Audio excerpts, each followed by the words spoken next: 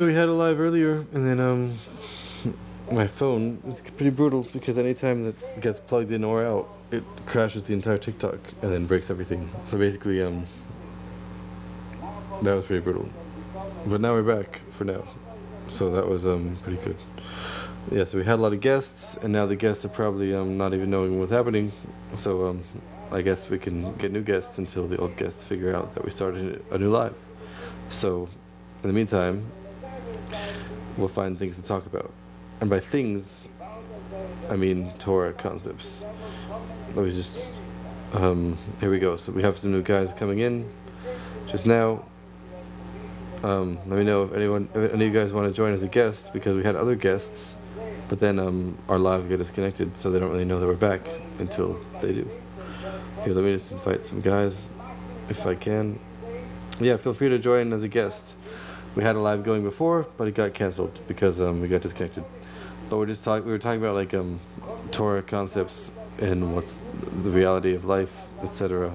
And well, we started out talking about how the whole universe is kind of like a simulation, but it's a real simulation, not a fake simulation. And like the creator is constantly recreating the universe every second from absolutely nothing. And if he would stop creating the universe even for one moment, then not only would the entire universe cease to exist instantaneously, chas shalom, but it would be as if nothing ever existed. And we were explaining earlier that the original words that the creator of the universe used to create the universe, like it says, let there be this, let there be that, all those times where it says, let there be something in the book of Genesis, it says those original statements of creation are constantly being spoken every second.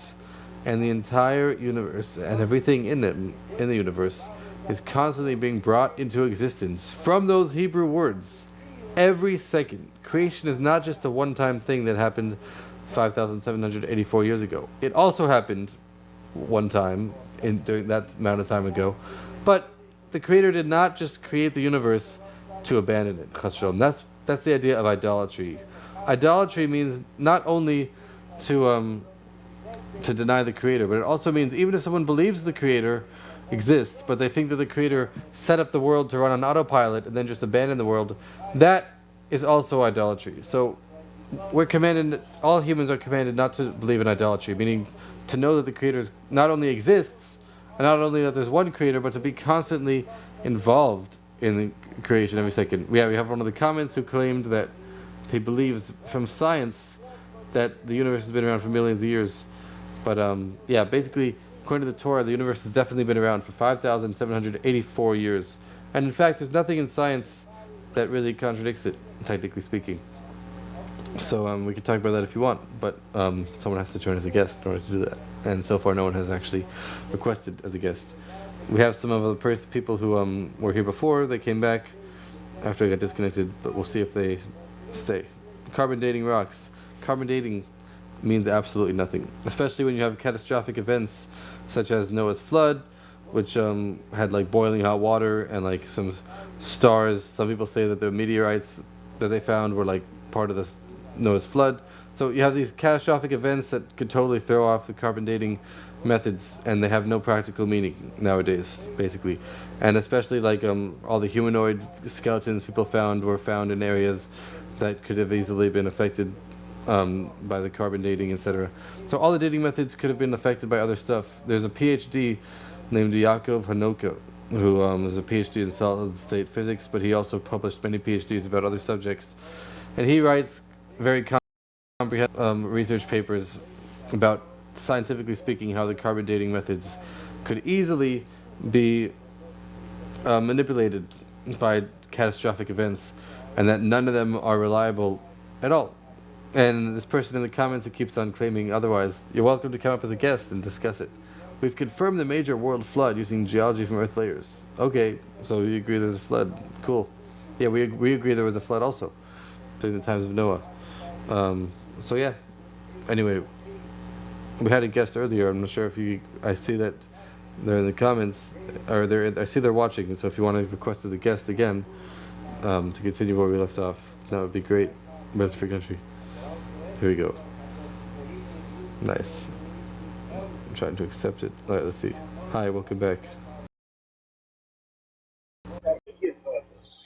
Hi. Earlier, you were explaining, you were answering the other gentleman's question. He was asking, I'm trying to remember, sorry. I think, About the Talmud, I think. yes, and how you know that God, I think it was how you know that God agreed with the decisions that the council would make. I think was his question. Yeah. Yeah, so yeah, it was a good question. I'm not sure where he went, but yeah, basically what happened was my phone charger. Whenever this phone gets plugged in or out, the entire TikTok like stops working, and then the phone just like freezes up for a while. So anyway, that's what happened.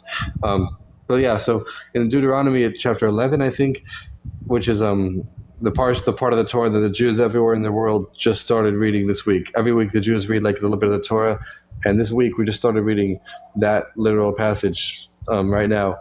So it says that if is Moses talking to the Jewish people, it says if you ever have like a question regarding judgment or regarding any laws that I'm telling you, you should go up to Jerusalem and you should go up to the judges there, which refers to the court of the 70 judges that was appointed and sits in the city of Jerusalem when they were in official order. So it says you should go up to the court and you should ask them and you should listen to everything they tell you to do and do not stray from their words, right or left. And this was said by Moses with prophecy, because the book of Deuteronomy was Moses speaking, but it was also the Creator speaking through Moses, since it's part of the Torah. And it's one of the commandments of the Torah to listen to everything that the court says and not to stray from the words right or left. So that's one of the main source for how we know that the Creator agrees with what the court says, because the Creator himself commanded, listen to everything this court tells you to do. The commentaries say, even if they tell you that right is left and left is right, you should always listen to them. And that's what it means when it says, do not stray from them, right or left. So it's kind of similar to the Christian councils that happen later, something like that, I guess. Are you asking? I don't know anything about that, so I'm not sure. I guess I was just kind of comparing like how all the church leaders would get together and they would make certain decisions if there was a debate around a specific topic, and they would kind of all agree to what the answer was.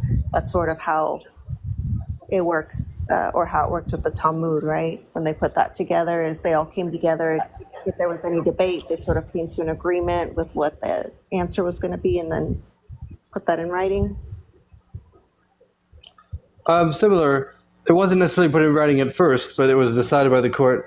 But there was many different courts throughout the land where the Jewish people were. Like usually, the smallest kind of court has 3 judges, and then the next kind of court has 23 judges. So usually, if there was a matter that had doubt in like a local community, they would go to their local court to try to decide it. And if that local court wasn't able to figure out what the law is, they would go to the next court up, and the cycle would continue until eventually they would come to the court of 71 judges in Jerusalem, and that was considered the great court that would resolve any issues. And if that court itself had a doubt of the issue, then there was a whole process of what they would do. But essentially, they would follow the majority of the judges in the court. And that's only if after it's gone through the whole system of like trying to go through the local courts, etc. So can the Talmud be changed later on then by, if for whatever reason opinion changes amongst the rabbis? Are they able to go in and make revisions, or is it set in stone? It depends. So essentially, these two types of laws, we didn't really finish saying what the Talmud was, but we could just finish real quick and then get back to that. So yeah, so the Talmud has both laws that were given to Moses directly, in which case there's no debate about them.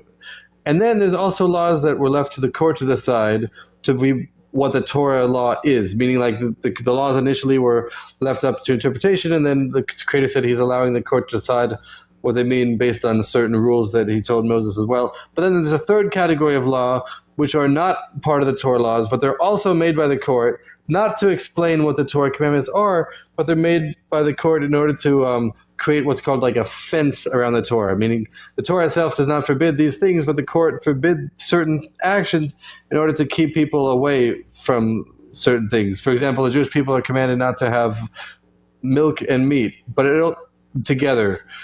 But by the Torah law, that only applies to meat of certain kind of animals, like cows, goats, and milk, but it doesn't apply to birds. Like according to the Torah law, you could have like chicken and milk together, not a problem. But the rabbis, the court, they decided to make an extra safeguard to make all kind of flesh, all meat and milk forbidden, so people don't make a mistake of comparing the two.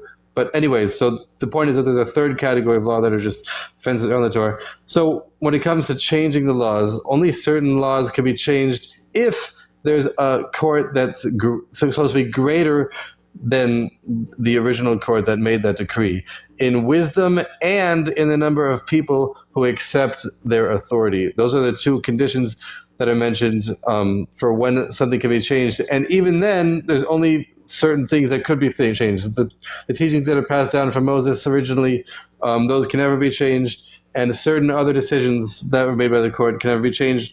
But within the categories of the laws that the court made, certain laws could be changed under certain circumstances if there's a greater court. But it depends, and it's very nuanced of when exactly it depends. But yeah, theoretically, some things could be changed if there's a greater court, essentially. Oh, okay. How come you guys can't have meat and milk together? Well, that's what the Creator commanded. It says, do not cook a goat in its mother's milk, which, according to the explanation that was given to Moses, that means essentially not only a goat with its own mother's milk, but not to cook any animal in any milk, and not only not to cook, but also not to eat after it's been cooked, and not only not to eat after it's been cooked, but the rabbis actually made another decree to not eat it even if they're both cold together. But according to the Torah law, it's only if they're both cooked together and they're both hot, then that's what the law of Moses applies. But the rabbis made an extra safeguard not to eat milk and meat, even if they're both cold, essentially. And only for the Jewish people. When it comes to other people, the law doesn't apply, basically. Okay. That's probably good for that case. Yeah, that's one of the reasons why Jews do not encourage converts, because there's like a lot of extra restrictions that Jews have. But other people, they could also just fulfill certain commandments of the Creator that apply to them without a lot of restrictions. There's people talk about 10 commandments, but according to Judaism, there's 7 commandments that were given for all humanity, and that's it. Like they don't have to keep kosher laws. They don't have to keep like the festivals. They only have to just like not worship idols, which is not to like entertain the possibility that there's multiple gods, or not to worship false gods, or not to blasphemize God's name in vain, not to steal, not to murder, for TikTok language, and there's certain other immoral acts like no homosexuality, etc., or no direct incense, and not to eat a limb from a living animal. You could eat meat, but not. People used to like actually take the animal apart and like rip it apart while it was still alive.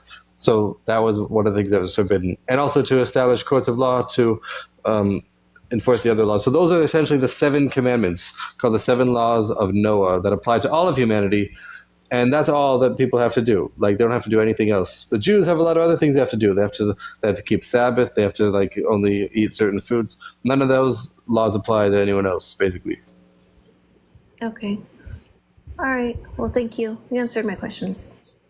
All right, that's cool. Let me know if you have any other questions. Cool. I have to invite new people to be guests, because now I'm not sure what else to talk about besides for random stuff about the Torah, which I could just do as a monologue, I guess. Yeah, just inviting other people, and I guess that's it. Cool. Hi, welcome back, or welcome for the first time, I guess. Yeah, what's up, man? Can you hear me? Yeah. Good. Baruch Hashem. You give me 1 minute. Just give me 1 minute. I'm sorry. Yeah, definitely. Not sure what happened to this layout. For me, it looks really weird. I'm gonna have to change it, I guess.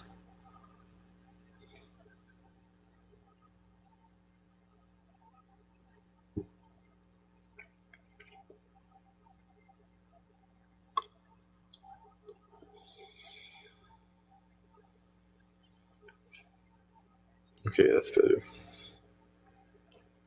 In the meantime, when you come back, I guess I'm just going to talk about some other stuff that we mentioned earlier, but not everyone was there now. But yeah, we talked about how the universe is constantly being created every second.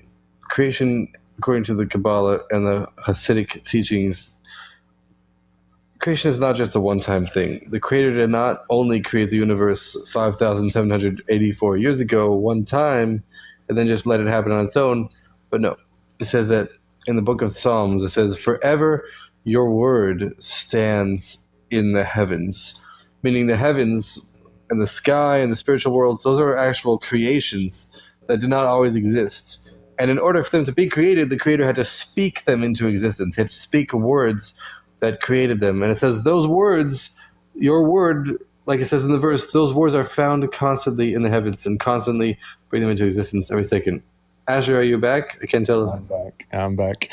Cool. Wow. Are you in Eretz Yisrael? It's so early. I'm in Brooklyn, Crown Heights. Same idea, but slightly different. You better make this math. Yes, exactly. Yeah. So I heard you talking about the Sheva Mitzvahs B'nai Noach. Yes, that's correct. Do I have an echo? No. No. Do I have an echo? Yeah, I think you have an echo. Oh, that's brutal. Like a slight echo. I don't know. I guess I should. It's fine. Or like it might be me. But I heard you talking about the Sheva Mitzvahs B'nai Noach, and this is a topic that we spoke before. I don't know if you remember. Did I speak when I was on your live? Yeah. Oh yeah, I remember. You talking? You were in Miami or something? Yeah, like in Hollywood. Cool. Yeah, if you could turn on your camera if you want to, no pressure. But like I'm not in the studio. All right. But yeah. So regarding the Sheva Mitzvahs B'nai Noach, so I like most people don't know. There's actually two Gemaras that say that God Himself abolished the Sheva Mitzvahs because people weren't keeping them. But that's secondary. So I know there's an opinion that God expects everyone to keep the Sheva Mitzvahs B'nai Noach as a bare minimum. Right, that's essentially what separates man from the animal, like a bare minimum. But it seems like that's not the heights that he would want Gentiles to aspire to. It seems like if a Gentile is actually serious, like very serious about like following God, he or she should want to convert to Judaism. What do you think about that? I don't know. I'm not aware of any sources that would suggest that. But if you have sources that say that, then I'm open to hearing it. Yeah, all right. So in the Rambam in Asura, that when it says that, what do you tell a convert or like someone who comes to convert, it's like in the middle of that chapter, it says that we don't teach them all the laws lest we push them away from the good path that they have chosen back to the bad path. So it's basically saying that remaining a ben or a bat noach is actually substandard to continuing wanting to convert or pursue a conversion. Also, like in Yevamos, it says that converts suffer for delaying their conversions. Also, the Rambam, I think, where is it? It might be like in Hilchos Malachim. He says that someone who decides to convert and then waits more than, is it 6 or 12 months? Like someone who desires to convert circumcises himself and then wastes, like he would wait more than 12 months. He's considered like a heretic among the nations. Although we know the Rambam does say that anyone who keeps the Sheva Mitzvahs, they're like the Chasidim Umot Olam and they get a Chelek Olam Haba. But then he contradicts himself. In Serbia, chapter 14 again, he says that only Israel gets a share in the world to come. This is what we tell them. It seems like to encourage them on. Right. So like I always viewed like the Sheva Mitzvahs as kind of like a primitive system that doesn't even apply nowadays, like with the existence of Islam and Christianity. Like if you're a Muslim or a Christian and you want more, your only option is to convert, because you're already on such a, you can't go from such a high madrega to a lower madrega.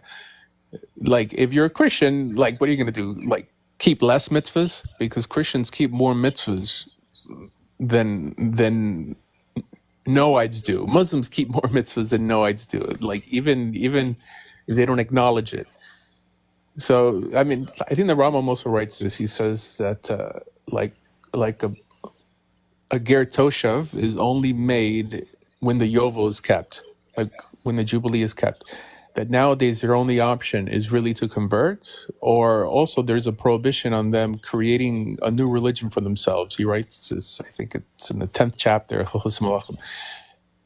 where it says like, Akum Sheshav Chayv Mita, or like Goy Osep Torah Chayv Mita, that the prohibition is not them keeping mitzvahs or keeping Shabbos. This is if they do it the way they want to do it, it's usher. But if they do it how we do it, for schar, it's a schut for them. Interesting. Hi. I'll get you in a second. Hi, new guest. Welcome. I just want to answer. Sorry. Jay Hin. Cool. What's up? Yeah, we'll get to you in a second. Yeah, so I mean, well, I follow the teachings of the Lubavitcher Rebbe, who definitely explained that the mitzvahs, Noahide mitzvahs, do apply nowadays. I'm pretty sure he was the only one to explain that they do actually. Before him, I don't think there was any other rabbis in history that actually encouraged the Noahides to do it. But the Lubavitcher Rebbe was. And I follow the Lubavitcher Rebbe's teachings. And he said definitely that we should encourage the Noahides, the humanity to follow the Noahide laws. It was even passed in American law, part of the Education Day, which is a national holiday to commemorate the Rebbe's birthday. And that national holiday in... I think it's like a bill in Congress, or it's something. There's some kind of text that's been established by the Congress that. What was that? Okay, yeah. So no, they're very different. Definitely encouraged the humanity to learn about the 7 Noahide laws. He encouraged other Jews to tell them about the 7 Noahide laws. He said that according to the Rambam, and they definitely still apply to everyone. Bye. So so they definitely still apply, 100%. I followed what the Lubavitcher Rebbe said. So basically, that's it. Bye. Yeah, just drop this guy. This guy's cursing on the live and stuff. Yeah, I'm not sure what's happening. It's a family show. I thought he was Hindu. Yeah. Hindus. Yeah, well, I mean, I do have a question. If, like, God forbid, right? Chas v'shalom, you found out that your grandmother wasn't Jewish. Would you remain a Ben Noach, or would you convert to Judaism? With the knowledge I have now, I would have remained a Ben Noach to encourage other Ben Noachs to keep the Noahide laws. Because if everyone just converted, well, at least then that's the consistent. people who don't want to convert, and then they won't do anything. Like, you don't feel like it's like a schus to be a yid? It's a schus to be a yid, yeah, but I mean, not everything is a schus in life. So you really think that if God made you a goy, your mission is to remain a goy? Yeah, absolutely. Interesting. Okay, well, that's consistent. Well, have any questions for me? Yes. I don't know. Is there anything you would like me to ask? What do you mean? It's like being the chosen. You're choosing to be chosen. That's like, it's interesting. That's what I call the video that, because I put up our dialogue. I always put, well, that's what you should do. The YouTube Studio like allows you to go back and splice these lives up and put them up like on your channel. Yeah, I do that actually. Very like educational. I upload them. I'm recording these to upload them actually. Yeah. No, well, like TikTok records it for you automatically. Huh? Yeah, but the thing about recording that if someone doesn't show their camera, it doesn't show who's talking, who's not talking. It doesn't show the picture. Do you know how to change that setting, or you don't know about that? No, I don't know how to do that setting, right? Yeah. Because when every time the TikTok records, if someone does not show their camera, all you see is just like some blurred out thing, but it doesn't show their profile picture, and it doesn't show when they're talking. So right now I'm actually using a screen recorder in addition to the TikTok recorder, just because so I can see like when someone's talking. Huh. Anyway, welcome to a new guest, Chris Juno. Hey, how you doing? Good, excellent. Good morning. I just invited a bunch of people, so I don't know if you anything you wanted to ask or add or anything. Yeah, I wanted to know if you're a believer in like the Most High God. Yeah. Because I think I was, and I watched one of your lives before, and I think you were talking about God and stuff. Yeah. Okay, that's cool. Cause cool. yeah, nah, cause I came across like a dilemma, and I wanted to know your input. So, What was that? What was can you hear that? me better now? Yeah. Yeah. So, I started deconstructing from Christianity, but not in a way to like lose my faith in God. It just didn't make sense. But now I'm like OT only, like Old Testament only.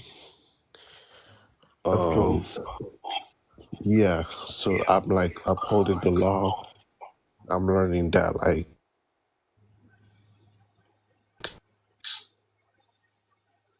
you we like follow, obey God's commands and stuff like that. It's been 3.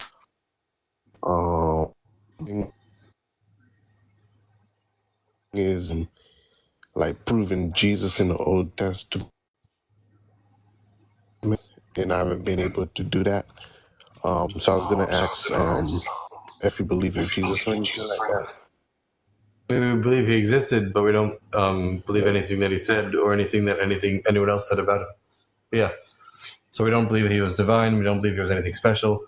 We don't accept him as anything, just like a regular person that existed. Okay, that makes sense. That's pretty cool. Cool. Yeah. So are you do you like uphold the law and everything like that? Keep the Sabbath? I try to, yeah. Yeah. No, I tried to too. Like for example, I got work hard. You showed about this thing called the 7 laws of Noah. There's people talk like 10 commandments, but really the Creator gave 7 commandments for all of humanity. And so basically only Jews have to keep the Sabbath, but other people, they don't really have to keep the Sabbath. They could just, all they have to do is like not worship idols, not steal, and just know that there's one God, etc. So you could look into it, 7 laws of Noah, and those are like the 7 commandments, which are like the ultimate purpose of life for someone who's not Jewish. In Judaism, we do not encourage conversions because we believe the Creator like made everyone like who they are. So the Creator gave commandments to all of humanity, not necessarily Jews, but just all people, and they're called the 7 commandments of Noah. I recommend looking into it. But yeah. Okay, that's pretty cool. I've never heard anything about the 7 commandments of Noah. So Yes, just it's a very big subject. There's all kinds of online resources and question and answers. Yeah, just not 10 commandments, but 7 commandments.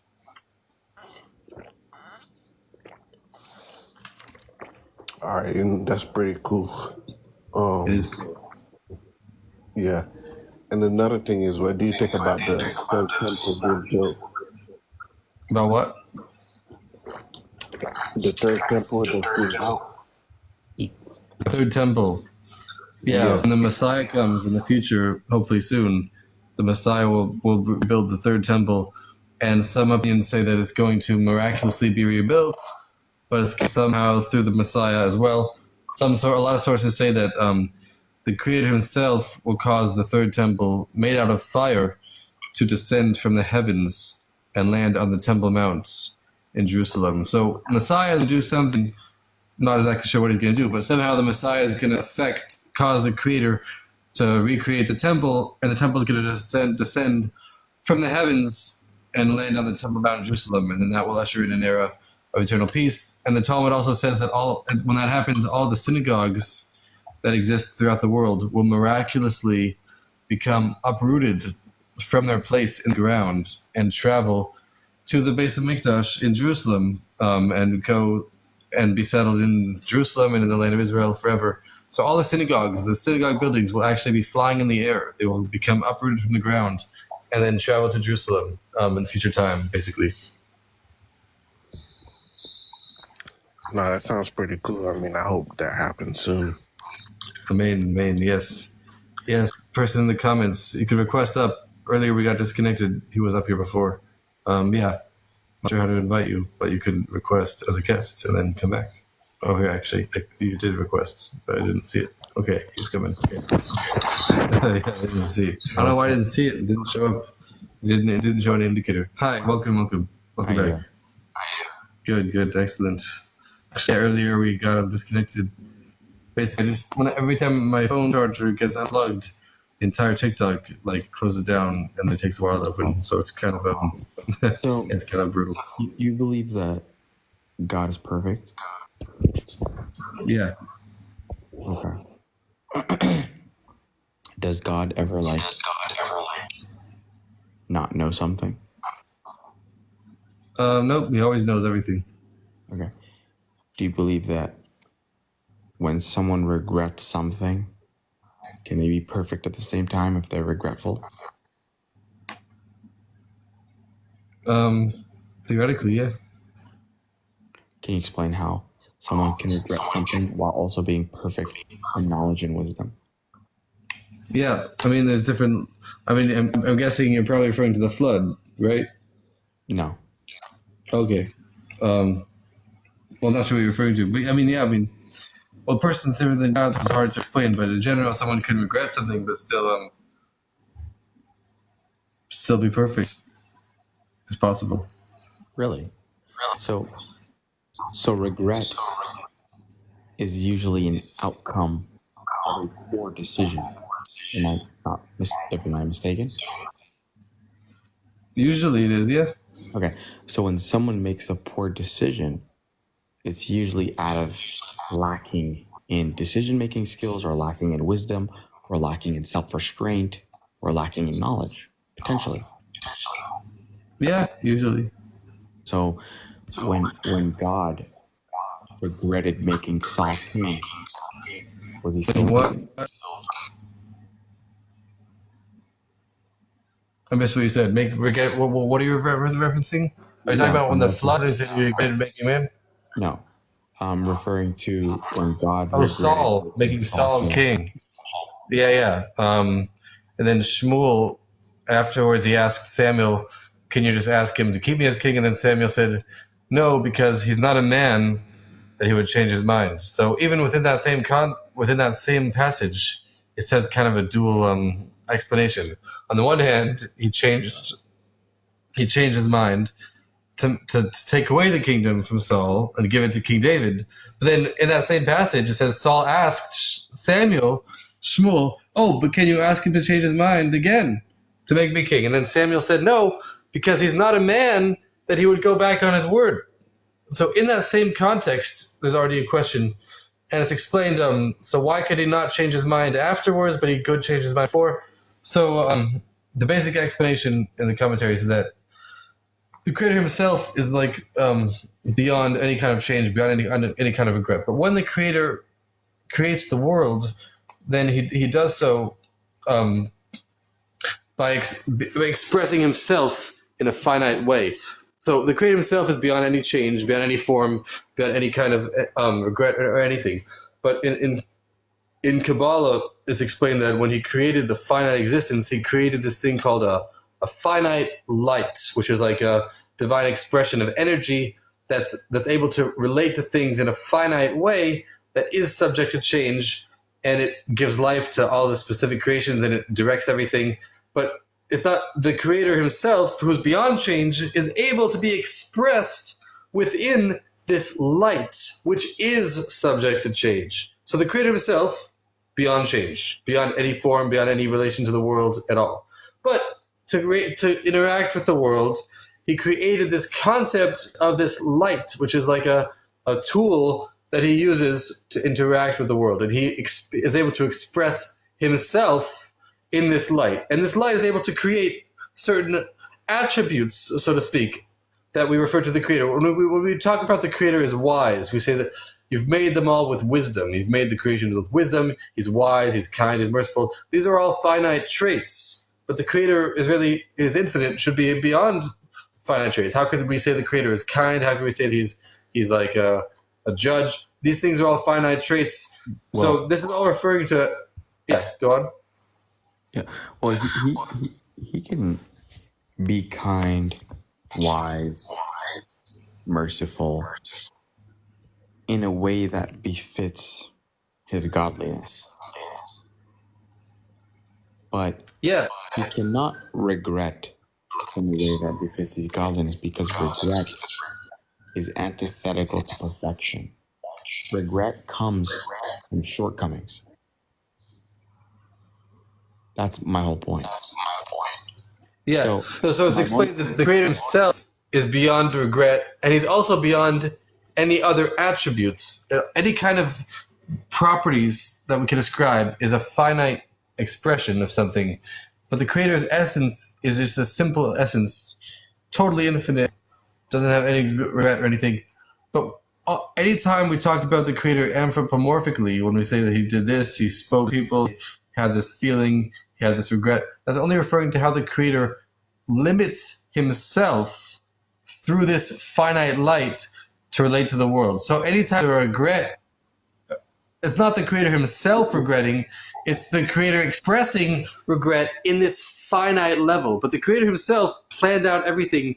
He knew that he was going to regret the decision, and he knew that he was going to unregret it. Like, he knew the Creator himself already planned out everything he was going to do. He knew, for example, when it comes to the flood, he knew that the people were going to sin, and he knew that he was going to make the flood. He knew that he was going to regret making man, and then he knew that he was going to change his mind. So the Creator himself already planned out all these feelings of regret beforehand. But then when it comes to us experiencing it, we experience things through the finite light, and that finite light is subject to change because it's finite, and it has, to us, it seems like the Creator is regretting things. But the Creator is not regretting things. He planned out everything that he's going to choose to regret and then choose to not regret based on his divine plan. So when he took the kingdom away from Saul, he planned out doing that since the beginning of creation. So to us, it looks like he regretted, but it wasn't really a regret. It was just the vision that he already planned out. Or the scribes could have just got it wrong. Anything's possible, but I don't know, whatever. Like for example, in Deuteronomy 38 or 30, Deuteronomy 34:10, that says, and since Moses passed away, there hasn't been a prophet since like Moses. Yeah. Which is odd because we know that Deuteronomy was written by Moses. Yes, that's correct. This verse clearly shows that it wasn't Moses because it's talking about since he passed away. So it came time frames after his death. Well, according to the Torah, Moses saw the future and he knew that he was about to pass away. And the Creator told him to write about his own passing. So that's not what Maimonides says. That's not who? Maimonides, he didn't say that. What does he say instead? He says that not show this verse to the layman because we don't know who wrote it. We don't know if it was Joshua. We don't know if it was the elders or Ezra. I'm not aware of where the Rambam says it. I mean, the Talmud, it brings a dispute. One person says Joshua wrote it. Another person says Moses wrote it. But the resolution of the dispute is that Moses wrote it, instead of with ink, he wrote it with tears, meaning as he was crying when he heard it, and he used those tears to trace out the letters, but then Joshua wrote over those tears with ink to finalize it. That's what the Vilna Gaon explains as the resolution. Yeah, but Joshua lived during the time of Moses, right? Yeah. Yeah, but when you actually read that verse, it clearly sounds like it was a long time after Moses. I mean, it says that no other prophet ever arose, but whenever it says stuff like that, I mean, that's what was said with prophecy. Like the Creator was like dictating every word, so the Creator himself knows all of time, and he knows that there will never be another prophet in time like Moses. So he told him to write it according to the truth of reality. There will never.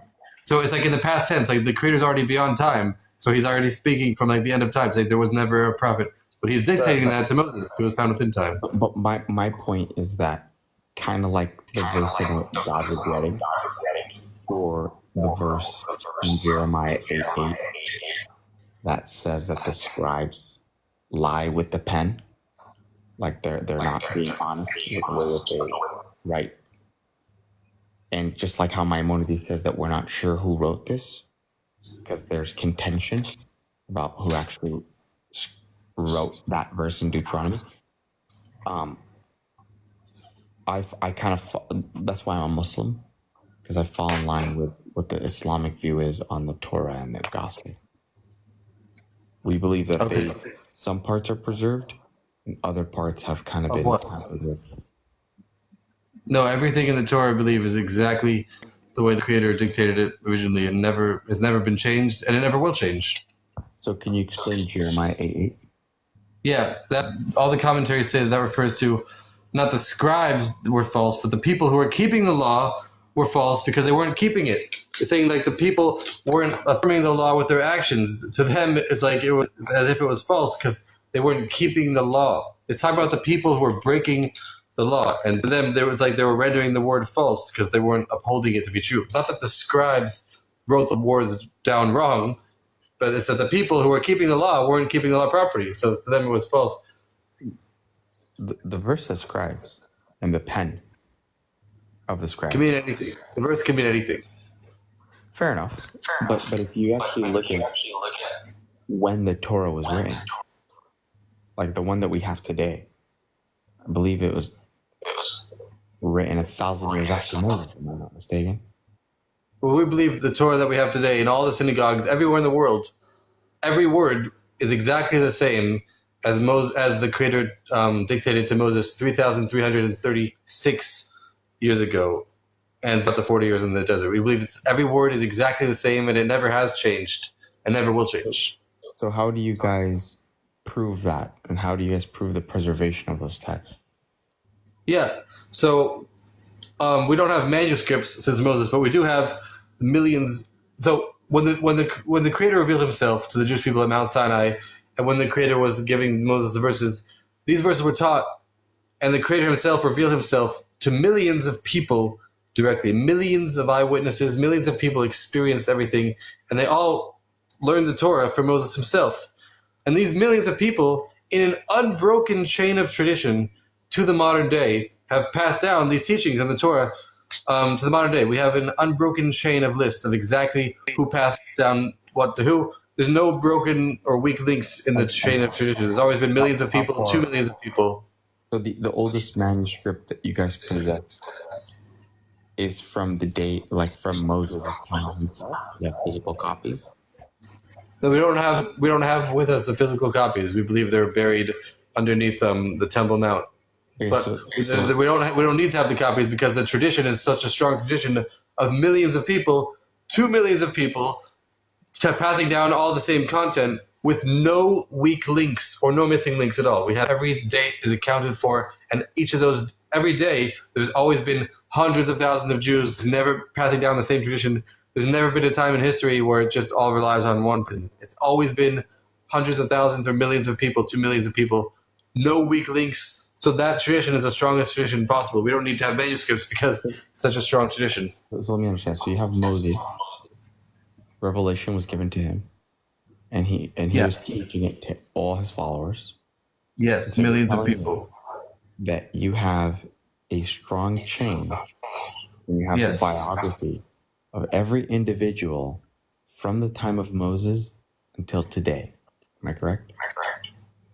Well, not a written biography, but they were the ancestors of the Jewish people that exist now. Yeah, they're all the direct ancestors. But do you know these people by name? We don't know everyone by name, but we know that they existed. So some of them are anonymous. What was that? So some of them are anonymous. Yeah. So how do you know that it's true? What they passed down is true. I mean, how do we know anything? Ultimately, I mean, there's no other time that it could have been written.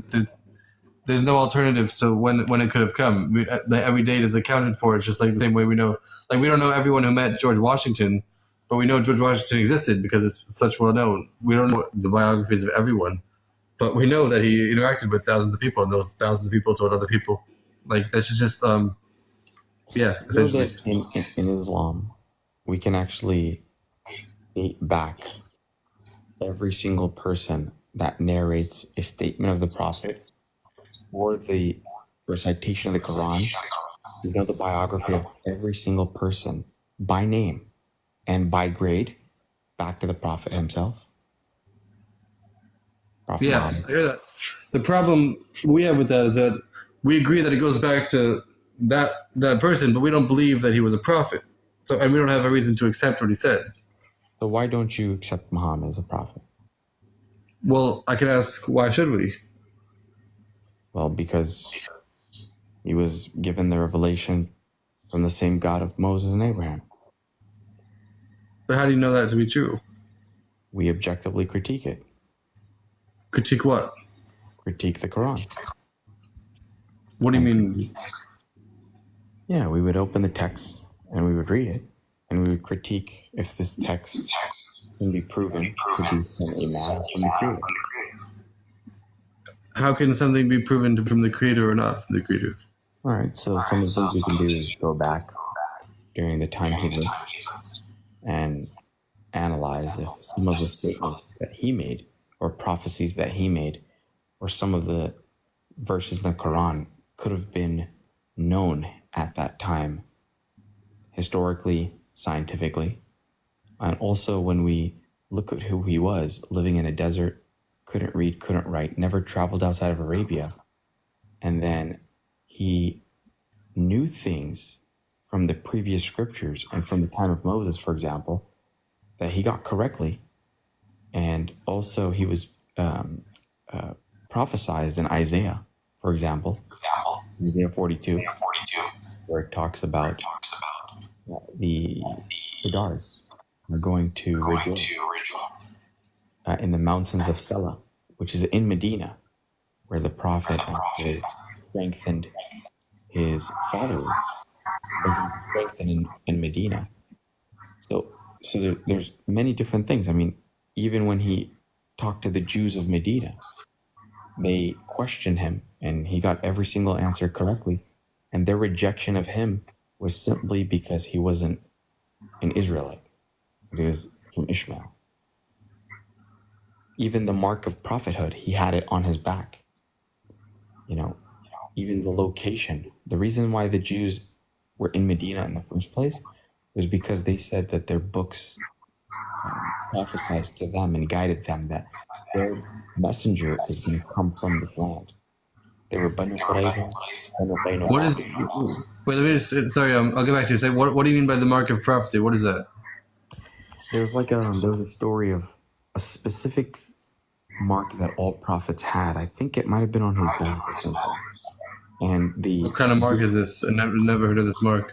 Yeah, I have to look into it. It's like a story of one of the Jewish tribe. I think it was Banu Qurayza, when he confronted them and told them, "I'm a messenger from God sent to you," and they asked him questions. Thanks for the gift.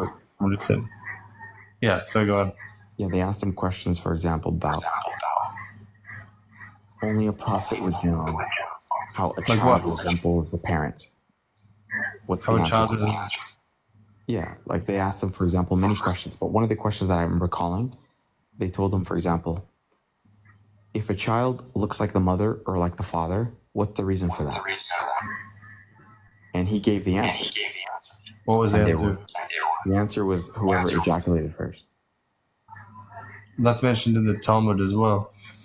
Right, but that's like one of the questions that's documented in Hadith, that the Jewish tribe in Medina asked him that.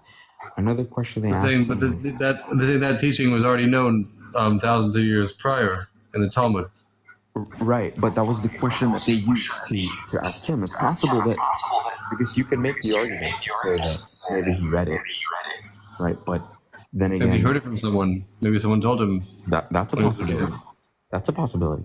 But like I said, then that means that out of his whole life, when we assess it, we need to provide objective criteria that can conclude that this man was actually not a prophet.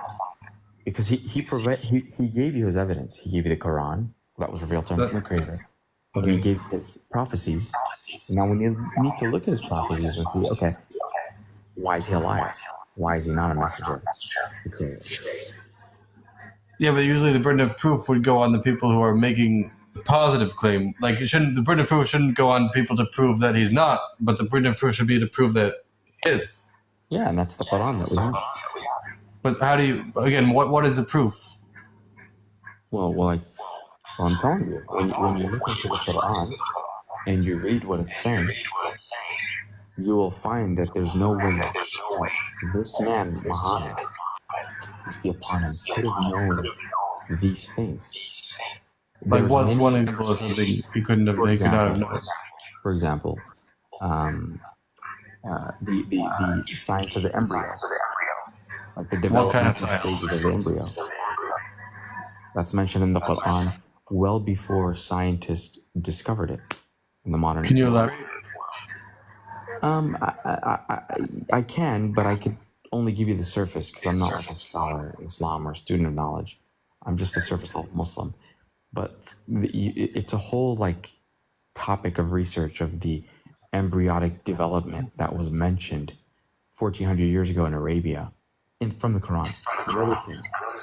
Wait, before you go on. So the Greeks and the Jews also have wrote extensively about the embryonic cycle in the Talmud, Tractate Nida, and the Greeks as well, and the Hindus also wrote about it in the BCE eras, hundreds, centuries before he was born.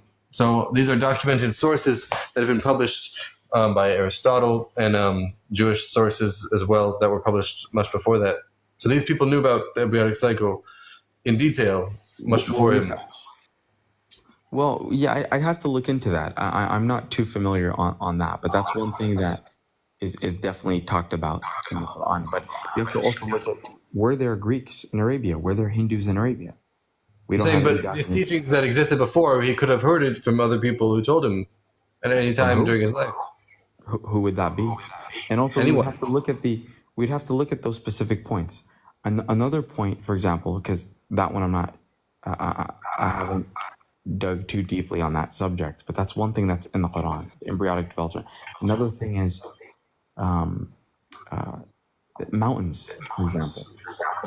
Scientists, for example, they used to have a consensus that mountains had no peaks underneath them. No what? Mountains, underneath mountains, there was a consensus that they didn't have like pegs. Pegs? Pegs, yes, like rooted. There's no roots under mountains. Until recently, if you look it up, when did that discovery occur? It was only just a few hundred years ago. But the Quran mentioned it 1400 years ago. I'll give you a prophecy. The Prophet Muhammad said, there's going to come a time where the barefoot Arabs are going to compete in building tall skyscrapers. Today, the tallest building in the world is in Dubai, and the Saudis are competing with them in building tall buildings. What's interesting is the Arabs were not known for building tall buildings back then. And he referred to the Bedouin Arabs, not the city dweller Arabs. And the ruling families right now in Dubai are the Bedouins.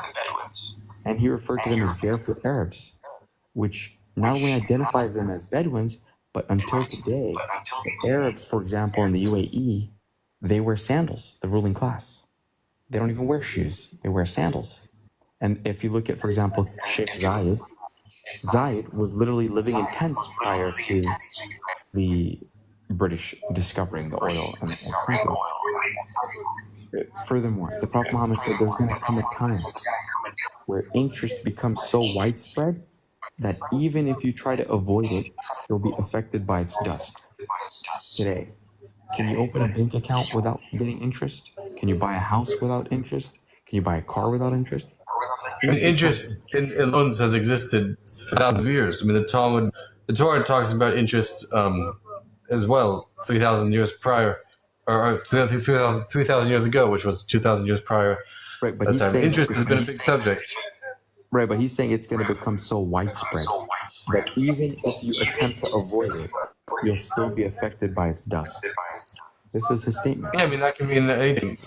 Well, interest has always been widespread to some extent. I mean, besides the Jewish people during his time, it's been widespread throughout the whole world for a long time, thousands of years. It was actually eradicated in Europe. You know, the Europeans didn't even practice usury. It existed in the Torah, at the time of the Torah, 3,336 years ago. Ancient civilizations were charging interest on loans for a long time. Yeah, but that doesn't mean it was consistent. It wasn't a consistent The Torah practice. commands the Jews not to do it, which means that it was very consistent. And it's always been consistent since then, to the modern day. No, if you look in Europe, for example, there was an era in Europe where interest was actually prohibited. Even in Arabia. Saying Yeah, these are like exceptions to the rule, but the general rule is that No, interest you have to existed. prove Maybe some that. people try to abolish it here and there, but it's still something that's always existed. And No, but you have to prove to me, because what we know is interest wasn't practiced in Arabia, for example. okay, but he knew about it. He knew about the concept of it, right? Yeah, It says in the because it was Torah revealed that to him interest from the Creator. exists. It was But the revealed to him. Torah says that interest exists already thousands of years before him. He probably read the Torah and saw that there was a concept of interest. He couldn't have read it. He was illiterate. He couldn't have read it. How do you know he couldn't have read the Torah? Because it's documented that he was unlettered. What if someone told him about it? It's possible that someone told him. That's a possibility, but we would have to analyze who it was that told him about that. We don't have to analyze. We could just say maybe it was someone, and then that would refute the point. It wouldn't We necessarily. don't know who it was, but it could have been anyone. It wouldn't necessarily been. refute it because it wouldn't refute it because the prophecy came true. Yeah, but that prophecy was. I mean, it's not really a prophecy. Just saying that interest is widespread. I mean, interest has been he around. said he said there will come a time where interest becomes so widespread that even if you attempt to avoid it, you'll still be affected by its dust. So the interesting thing about this claim is that he's telling you that it's so widespread that even if you try to avoid it, so now he's not just saying it's going to be widespread.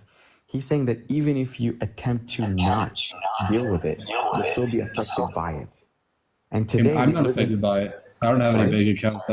I'm personally not affected by it at all. I mean, I don't have any bank accounts. I don't have any interest at all. I'm not affected by it at all. Yeah, but you may be an exception to the rule. Most people are. Yeah, but you said it's not possible to avoid it, but it is possible. No, so he said it's going to become so widespread that even if you attempt to avoid it, you'll still be affected by its dust. We are affected by the dust of interest. You are. I'm not The literal society that we live in today, the money that we use, the currency that we use is based off of interest. The money that they print. Yeah, the money that they print when they loan banks is literally on a very small fraction of interest. If you don't have a bank account, then that's different. Do you use their currency? Yeah. Okay, the currency that you're using is diminishing, constantly is losing value for the purpose of what? Inflation, that's not interest. Inflation, but prior to inflation even occurring, the money being printed is being printed and given to the banks at a certain percentage. Even the banks today will admit to you that over 90% of their income is based off of interest. Okay, so are you proposing? Yeah, do you want to say something, Asher? Yeah. So I've researched this area, like this topic a bit. So Muslims actually do not consider financing as a form of interest. Like if you go to Dubai and try to buy a condo, they'll offer you financing, which is, I mean, what Jews allow. What we don't allow is price gouging. Dishonest scales, and this is ultimately what Muhammad meant. No, that's not true. We actually do in Dubai. If they offer you financing and charge you a 1% fee or even a fraction of a percent, actually the head scholar of Saudi Arabia, his name was Bin Baz, he actually clarified and said that even if it's a fraction of a percent, it's still prohibited according to the Islamic scholars. All right, so in the Islamic world, they do charge interest. Yeah, that's fine. I don't disagree with you, but that doesn't mean so that's a form of that's right. So then financing is not ribbit. It's not. I don't know what you guys call it. It is ribbit. It is. It depends how you're financing. Because in some banks, for example, in Saudi Arabia, what they do is they'll give you a bunch of possessions. They'll give it to you, and they'll tell you to sell it to the bank at a certain price. That's A. Or B, what they'll do is they'll buy a property for you. The bank will buy the property, and the Islamic scholars say that if you buy a property directly from a bank and the bank charges you a higher amount, it's not considered interest because you're agreeing to pay for something that is possessed by the owner. But if I buy something from you, but I get the money from Jacob, and Jacob ends up giving me the money to buy something from you, then guess what? That's interest because Jacob doesn't own the property I'm purchasing.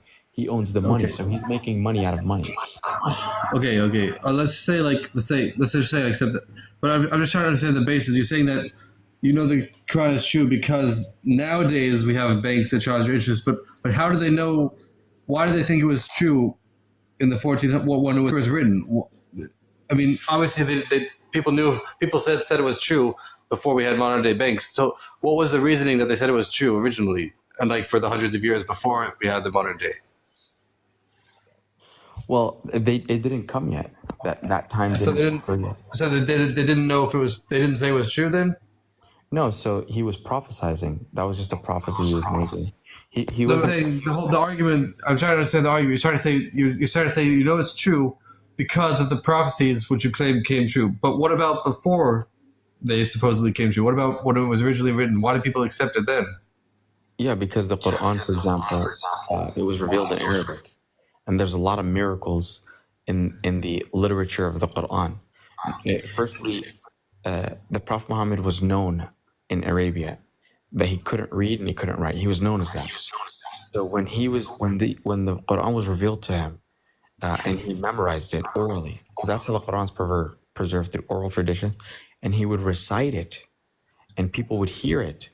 The pagan Arabs, who were the ruling class, they accused him of being a magician or like a witch, and then they accused him of being crazy, because they were like, how did this man, who yesterday couldn't read or write, is now giving us the most sophisticated rhetoric that we've ever heard in our life? So their justification for that is that he must have been a sorcerer or a madman. And so, yeah, because literature was big back then. Poetry was like the big thing. Like during the time of Jesus, for example, it was medicine. Moses was like magic, for example. The pharaohs and his followers and stuff, they were practicing a lot of witchcraft, right? But during the time of the Prophet Muhammad, peace be upon him, it was a lot of poetry. That was what was big. So Allah revealed the Quran to basically dominate all the other poets that were out there. So they were confused how this man, Muhammad, who is unlettered, could show up with such sophistication. So they tried to justify it by different ways. They were like, okay, so what they told him is they noticed that people started following him. A lot of people followed it. A lot of people were touched by this recitation in the Quran and the previous stories that it was telling us about Moses and about Abraham, about Jesus and Mary, and people were moved. So what the pagans started doing was they started to boycott anyone who became Muslim. If you became Muslim, basically, you would either be imprisoned or tortured unless you came from a respected tribe. If your tribe was powerful, you're basically okay. Okay, I think we're maybe getting a little off topic. Again, my main question was like, again, how do they know that it's true? So far, I've heard that it was claimed that he was unlearned, he didn't know how to read or write, and then he started reciting some poetic words, and therefore that conclusion is that he was a prophet. You're saying he was a prophet because he went from not knowing how to read and write to reciting poetry. Is that the claim? Yeah, well, like I said, I mean, you would objectively critique the Quran, right? You would critique the text that the Quran was, that he would recite, the words that the Prophet would say. And the reason I'm bringing you the different prophecies that he also made is because I'm trying to objectively critique this man if he was a liar, if he was truthful. I'm saying, but people, even before these prophecies, whatever we want to call them, happened, people still claimed it was true. So I'm just trying to get back to the root of like why people think it's true. Is the main argument because you're saying he did not know how to read and write, and then all of a sudden he was saying poetry, so therefore miracle? I'm just trying to understand. I'm sorry. I'm not understanding your question. The question is, how do we know, or how do people say that they know is true? So far, the claim I've heard, again, we're in the modern day now, and there's what people say, the prophecies, whatever it is, happen now. But at the time that it was written, people still followed it. So I'm just trying to go back to then. Why did people follow it then? What about it do they assume was true? So far, the claim I've heard was that he supposedly did not know how to read or write, and then all of a sudden he started saying poetic words. But is that the claim? I'm just trying to understand. So Islam, for example, some of the evidences of Islam as well is just our human nature. What do you mean by that? So, like, nothing in the teachings of Islam goes against our sound reasoning. But what's the claim of miracle? What's the claim of miracles, divinity? Again, anything cannot contradict human nature. But my question is, where's the claim of miracles? Where's the claim of prophecy? Where's the claim of? There's many different things. I'll tell you. For example, there's evidence of sound human nature. There's rational evidence. I'm going to break it down. Look, I'm going to give you a chance. So there's evidence of because I'm not going to go into each one, but I'm giving you different things. There's like let's just go into one. What's the main reason? Let's just go one to one thing. What do you think is the main reason? Here, I'll tell you the different ones, and you can choose which one you want to go into. Because there's many. It's not just one. There's sound human nature, rational evidence. Let's go into that. Let's go into sound human nature. What do you mean by that? Yeah. So, for example, the Quran tells us that this religion that the Prophet Muhammad, peace be upon him, was giving is the pure monotheism that Abraham practiced. So what's the claim? Therefore, he said something. Therefore, what? Yeah. So therefore, this what the Prophet was revealed to. This these verses, the Quran, the revelation, is pure monotheism, and the same way to worship our Creator and recognize our Creator in the same way that Abraham used to worship the Creator. This is exactly what was given to the Prophet Muhammad. I just don't understand what you're saying. You're saying he said that his monotheism was true monotheism, therefore it is, and therefore it's a miracle that he said it. I just don't understand. No, it's not a miracle. You're mixing two things. So miracles is another thing. Because prophets, they get miracles, like Moses split the sea, right? There are different miracles that prophets get. Miracles is a different topic. What I'm telling you right now, the topic we're on is our sound reasoning, our human nature, right? Our human nature points us to what? To monotheism. Yes. So what claim are you making? That's what the Quran is claiming. The Quran is telling the Arabs and the whole world this revelation is the final revelation to mankind so that mankind can follow the way of Abraham. Well, again, that's a claim, but the question is, how do you know that the claim is? How do you know that this is divinely inspired? That's the question we're trying to say. How do you know that he was a prophet? That's the question we're trying to deal with. Okay, but we were so because first you were telling me like what you wanted to know about the human nature factor. So no, I didn't. Well, I was going into that because I thought that was part of the answer to the question, but I'm not understanding how it is. The question is, how do people are claiming he was a prophet? People are claiming the Creator came to him and told him specific things. My question is, how do you know that? Yeah, we look at the essence of his call, right?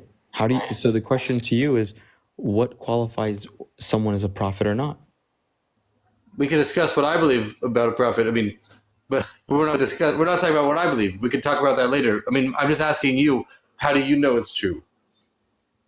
Well, I know it's true because, like I said, what is taught to us in Islam does not go against our natural inclination.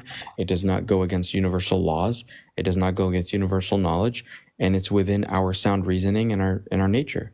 So it must be the truth. It's objectively true because it falls. I mean, all those things you said could be made by anyone. I could make up all the things you just said. I could just spend 10 minutes with ChatGPT making up a new doctrine, and that would meet all the criteria you just said. So what's the difference between that? Well, there's many variables to qualify what you're saying to be true or not. First of all, I would ask you about who your God is, and we would qualify if your God is the true God or not. How would you qualify that? by his attributes and his traits? Okay. Again, so the Torah says the truth about what the Creator is, all these things that exist for thousands of years. But saying the question is, so this person just wrote a book that people agree with, but how do you know that the Creator came to him and told him what to write? Right, because there's no contradictions in the Quran, which is why there's a verse in the Quran that says, if this were to be from other than Allah, then you would find many contradictions in it. And the Quran well, let me finish. Just one second. And the Quran as well says, it is indeed we who have revealed the scripture, and it is we who are going to preserve it. So you know how earlier I was asking you about how you guys have been preserving your text, and you said that in actuality we have anonymity in the preservation process, and we don't really know. And like I tell you, okay, well, you do have some anonymous individuals throughout the preservation. You can't name everybody. I mean, we know we do know the people who passed it down. We also know that there were millions of other people, and some of those additional millions of people were anonymous. But we know exactly who passed it down. I mean, we know exactly the names of people. We know the names of the courts, the names of the prophets. We know many of the names who passed it down. It just happens to be that many of the extra millions of people we don't know all the names to. But we do have names of exactly who passed it down to who. But you, like I said, you guys have verses that you're not sure who wrote it. We do know who wrote them. No, verse. I brought you 34:10 in Deuteronomy because I'm telling you that Maimonides said that we don't know who wrote it. We do know who wrote it. No, he says it was either Ezra or the elders. I don't believe that he said that. That would contradict the Talmud. Okay, look it up. Where does the Rambam say that? Where should I look it up? Deuteronomy 34:10 and look at the commentary by Maimonides. Maimonides does not have a commentary on the Torah. Or maybe it was Ezra. Ezra what? What I've never heard of. Ibn Ezra? Ibn Ezra? Ibn Ezra, yeah. Okay, that's different. Okay. My bad. But one of them said, do not show this to the layman. Don't show this to like the average. The Talmud says a dispute. One rabbi says it was written by Joshua, another says it was written by Moses. But that dispute has been resolved. No, but it's not a problem because it's been resolved. I said Moses wrote it with tears. He took tears as ink, and then Joshua traced the tears with ink. So there's no contradictions. Who said that? The Vilna Gaon explained that, and that's been said earlier as well. So that, yeah, and also the oldest manuscript you have was documented 1,000 years after the passing of Moses. 1,000 years passed by, and you guys didn't even have a manuscript. Yeah, but it's not based on manuscripts. It's based on the unbroken tradition from people who pass it down. We don't have an unbroken link. But anyways, we're not talking about Judaism now. I'm just asking you about the Quran. Okay. How do you know? Again, you're saying that I asked, how do you know that the Creator told this person what to write? And you said because it doesn't have contradictions in it. Is that correct? What about Harry Potter? What contradictions exist in the book Harry Potter? Can you name one contradiction? Yeah, contradiction is the author of Harry Potter is telling you it's a fictional book. That's not a contradiction. No. And we haven't seen a human being flying on a broomstick. No, but because they're hidden, you can't see them. They're invisible. They have a secret society. No, that's not a contradiction. That doesn't stand. Why?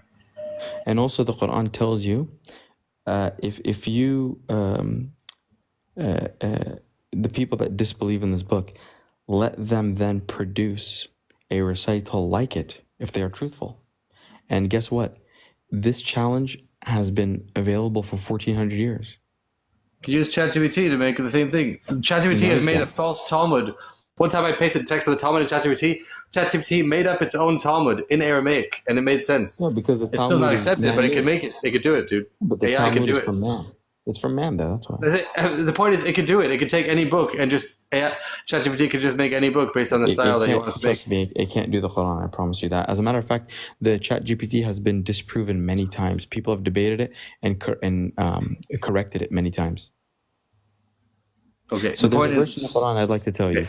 It says, if mankind and jinn were together to produce the like of this Quran, they could not produce the like, even if they help one another.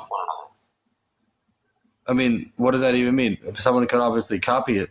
I mean, what do you how do you determine what's the like That and the what's the revelation that was given to the prophet, peace be upon him, not any poetic master during the time of Arabia was able to bring anything to debunk it.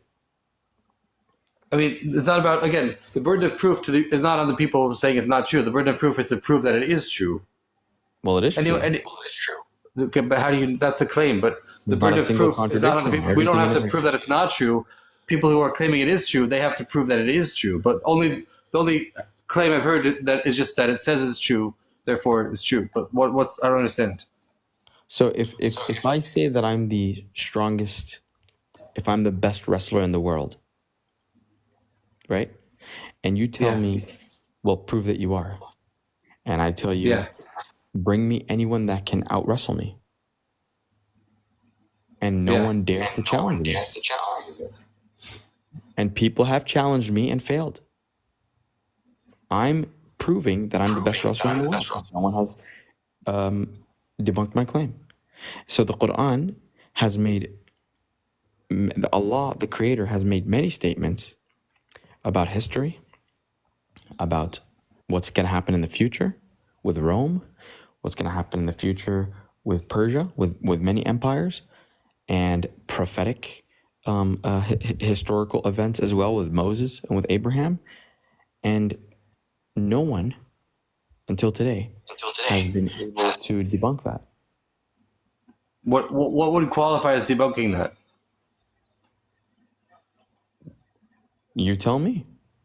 What do you mean? You're the one who's saying that can never be debunked. What do you mean by debunking? What would qualify as debunking? You're asking me to help you with your answer. Not asking you help. I'm saying, what do you mean by that? What do you mean by what you're saying? You're saying it has to be debunked. What do you mean by debunk? What do you mean by the words you're saying? I don't understand what you're saying. Well, that's the point. It's not possible because it's from the Creator. But what's not possible? What specific? What are you trying to say? What argument are you saying? Yeah, what I'm trying to say is that it's not possible to attempt to debunk the Quran because it's impossible. Because it's what does debunking look like? What does debunk? What do you mean by debunk? What does that mean? Well, it's the same thing that the pagans used to accuse the prophet with. They used to say that he forged this book, or that he's a sorcerer, or that he made it up and or he dreamt about it. They had many accusations against him. But can you prove that he wasn't? Can you prove that he didn't make it up? Well, can you prove that he did not make it up? Yeah, because there's no way he could have made it up. Like I told you, he's an unlettered man, and he couldn't have known these things about the future and about history. Again, but before the future happened, people accepted it was true. Before these future, so obviously it's not based on the future. Well, the reason they accepted it, the reason they accepted it was true, is because it was in line with their fitra, which is their nature. Everything's in line with nature. What does that even mean, though? No, not everything's in line with nature. Anything could. I mean, just being in line with nature, that is that it's true. I mean, literally, anyone can write a book. If I write a book that tells you that a human can give birth to a horse, you would know that that's wrong. It's not possible. Yeah, but what if you say that? What if you write a book that says like a human went to the store and bought an apple? I mean, it could be true, but you don't know that it is true. It could be true, but is that book? So it's in line with human nature, so it must be true. But just because something is in line with human nature doesn't mean it's true. Like literally, you could write a book about anything that makes sense. No, technically that book would be but that book would be true, in the sense of is saying real things. However, I would look at what that book is claiming. Is that book claiming to be from the Creator? I can write a book right now. I just claimed it was from the Creator, and the Creator just told me to tell you that it's not true. What about human nature goes against that? I'm sorry, say it again? I could tell you right now that the Creator just revealed himself to me before I made this live. And the Creator told me through an angel to write down a book that's divinely inspired. And that book says, tell all the Muslims that the Quran is false. Can you just prove that that's true? I would disprove it with the Quran.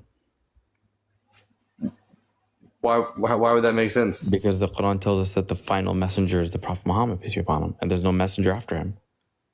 But there are prophets. Okay, so if you were to see a verified prophet after him, would that disprove it? It's not possible because there are many prophets that lived after Muhammad, dude.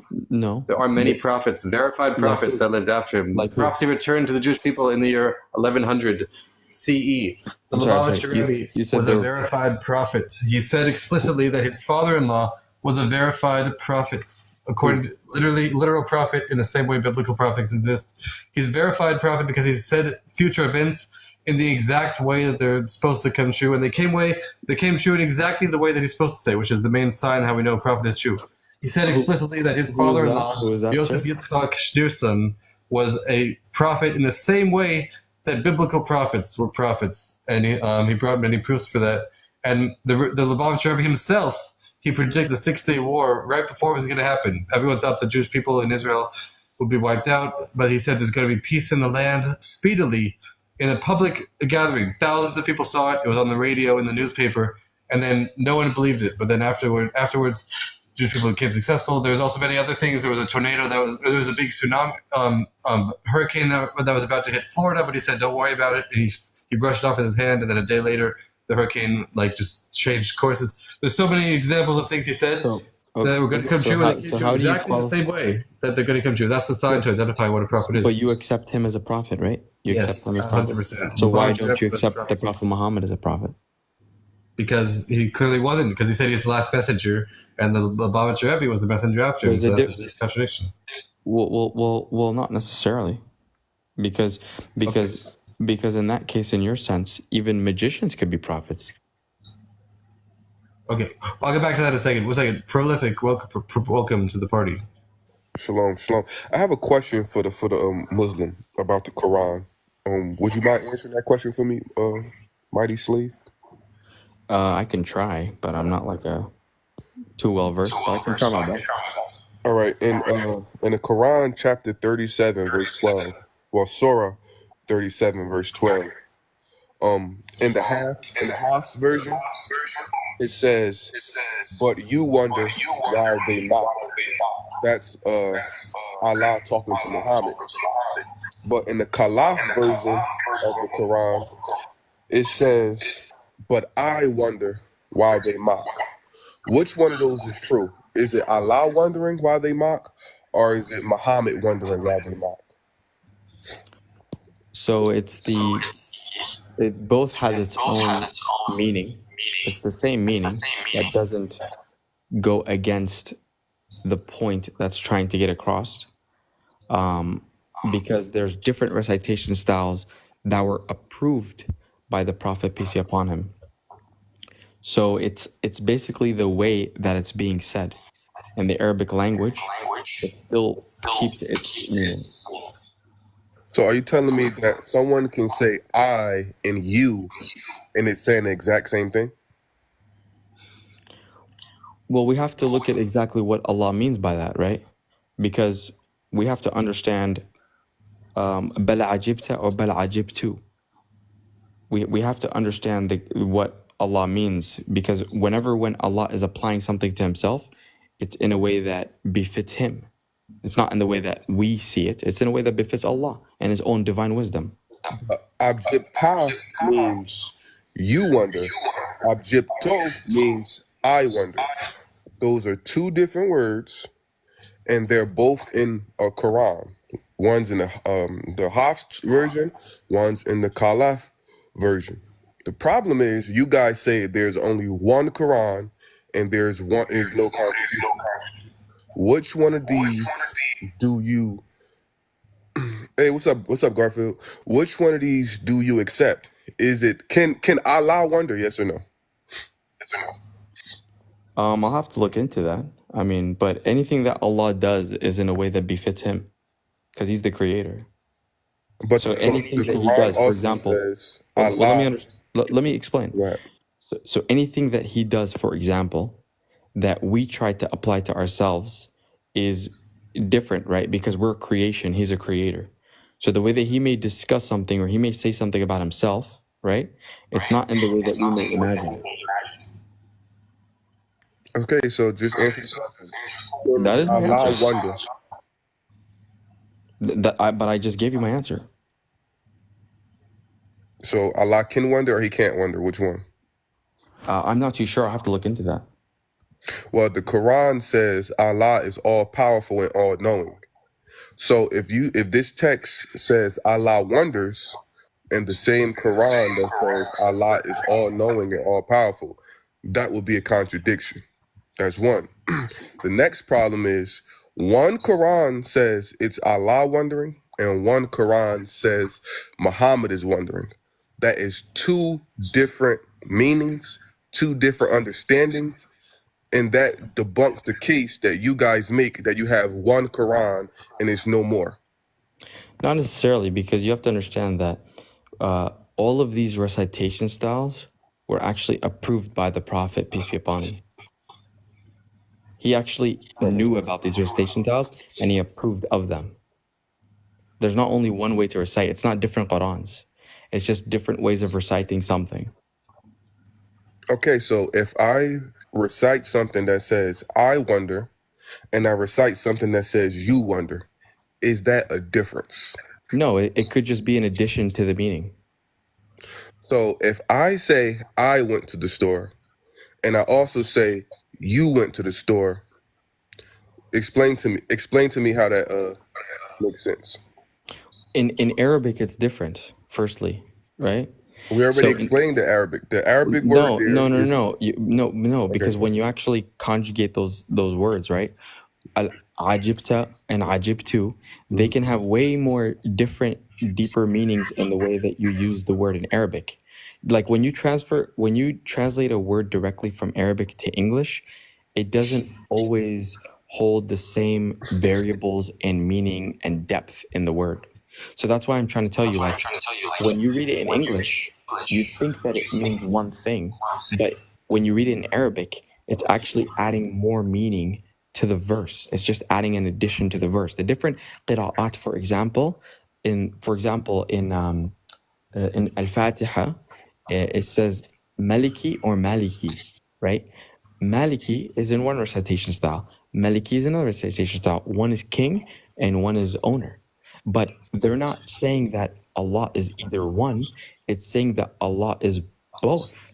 It's just adding more addition to the meaning. And like I told you, these recitation styles have already been recited in front of the Prophet, peace be upon him, and he actually approved of those recitation styles. So that tells us that he's approving it, meaning that it's adding more meaning and depth to the verse. The problem you have, then I'll let y'all have it. The problem you have, if I say I'm a king and a ruler, you can actually be both a king and a ruler. That's not a contradiction. The contradiction is one says Allah is wondering, the other says Muhammad is wondering. So one, you have to pick which one. Or if you pick both, it's still problematic because you would have to say, yes, it's both. Allah is wondering, but your Quran says Allah is all-knowing and all-powerful. Why would Allah be wondering at anything if he's all-knowing and all-powerful? Right, so I heard you with the same question. I'm going to give you the same answer. I mean, I thought I'm going to give it to you. The answer, again, is the way that Allah does something. He's our creator. He does something in a way that befits him, unlike it befits us. We're a creation. Just like Allah can see something, we also can see, but we don't see like Allah. We don't hear like Allah. He hears in a way that befits him as a creator, and we hear something in a way that befits us as a creation. That's my point. Okay, great. Now, this last question. Can the word wonder, let's say it's used in a different way than us. When you use the word wonder, does that still indicate that you're surprised or shocked or you're startled by something? In either sense you want to use it, how can the word be wonder be used for someone that's all-knowing? I think I answered that question. You're pretty much asking me the same question. My answer is not really going to change on this topic.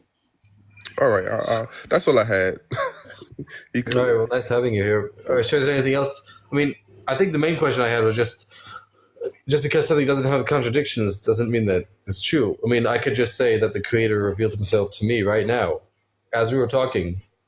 Oh, I guess you left. All right, it's all right. Well, we'll see you soon, Prolific. Again, so I just don't understand the difference between the Quran and me saying that the Creator came to me right now and told me to write a book, and in that book it says that the Quran is wrong. So then maybe I can be a prophet. So what's the difference? Yeah, it's all good, Prolific. So I just don't understand the difference between me and him. You, you and who? And Muhammad, what's the difference? Well, you have to. A lot is the difference. Can you produce something like the Quran? Yeah, why not? Show me. I could just write a sentence, the Quran is false, and that's my prophecy. No, that's nothing like the Quran. The Quran has so many miracles, and the way that the verses are recited and the way the verses are put together. There's language miracles within it. There's literally, in the Quran, there's the amount of times, for example, a certain, I forget what it was, but I can give it to you. I can look it up. But there's like a certain word that was mentioned that was equal to the amount of bones in our body, and it had to do with the human anatomy. And again, these are, and the way the wordplay that's used in the Quran, the Arabs at that time, when they heard it, they knew it wasn't from human beings. It was impossible. Omar, and that's the thing, you not being an Arabic speaker, for example, if you're going to stick to the text, it's going to be tough for you because you don't speak Arabic. But as an Arabic speaker, like back then, the Arabs back then were much more eloquent than we are today. When they heard the Quran being recited, some of them, they knew right when they heard it. Some sophisticated poets, they knew, okay, yeah, this is not from humans. One of them was Omar, the Caliph. Omar the Caliph, literally, when he found out that his sister became a Muslim, he was actually on his way home to look for someone he found out became a Muslim. He went to go beat him. And when he grabbed him to like pretty much beat him, the man told him, Omar, why would you beat me when your own sister became a Muslim? And he said, what? So Omar stormed to his house. And I'll finish here. I'll conclude it quick. I'm not going to prolong. Omar stormed to his sister's house. He found her with her husband, his brother-in-law, and he beat them both. When he beat them both, he came to his senses, he opened the Quran, and he recited it. He said, you know what are you reading? He recited the Quran, he looked at it, and he recited the chapter of the cave. And he said, this is not from a human. He was a poet. Okay, again, anyone could be poetic, and poetic sounds could sound divine, Correct. but there's no evidence that the Creator was one who said it. People could write divine stuff just because they're poetic people. A lot of people are poetic. Millions of people have poetry. I use ChatGPT to make poetry. The poetry it writes sounds pretty divine to me, but it's written by a machine. Anyone could write poetry. Anyone could write divine stuff. The point is, what evidence do you have that is from the Creator? People could read any book that anyone read and said, like Harry Potter. A lot of people say it's a divine prophecy. So people could say it's a divine prophecy. Why not? It sounds divine to me. Maybe it's true. Maybe it's prophecy.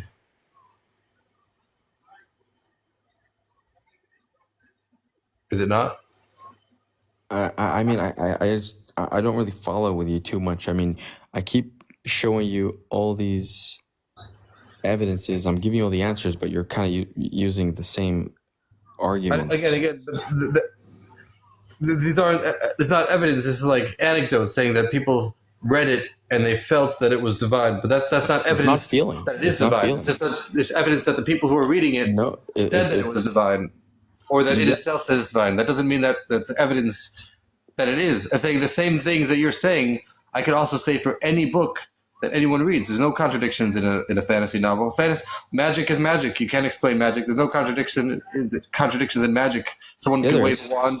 No, there's not. Dude, magic is divine. You can't contradict magic. Magic is not divine. Yeah, it could be. I mean, you could say again. There's no contradictions in magic. Dude. Okay, there are contradictions in magic. Okay, magic doesn't always work. Magic fails sometimes. That's not the point that I'm trying to make. The point is that someone can write a book about anything without contradictions, and it's not true. Literally, most books you could just write and you could explain it away, saying, "Oh, it's not a contradiction because of X, Y, and Z." The point is that just because it doesn't have a contradiction is not evidence that it's true. That is one of the evidences, actually. No, it's not, If dude. it's I can write a claiming- story. no, I can just tell you that I went to the store right now and bought an orange. But Let I did. me tell you why. I was here the whole time. But I can tell you that I did. No contradictions. It's different when the revelation is okay. So, for example, why do you believe the Torah is from the Creator? We're not talking about me. We can talk about me later. No, We can but I put want to that- know why you believe it. Hold on, but why do you believe it? I'll get to that.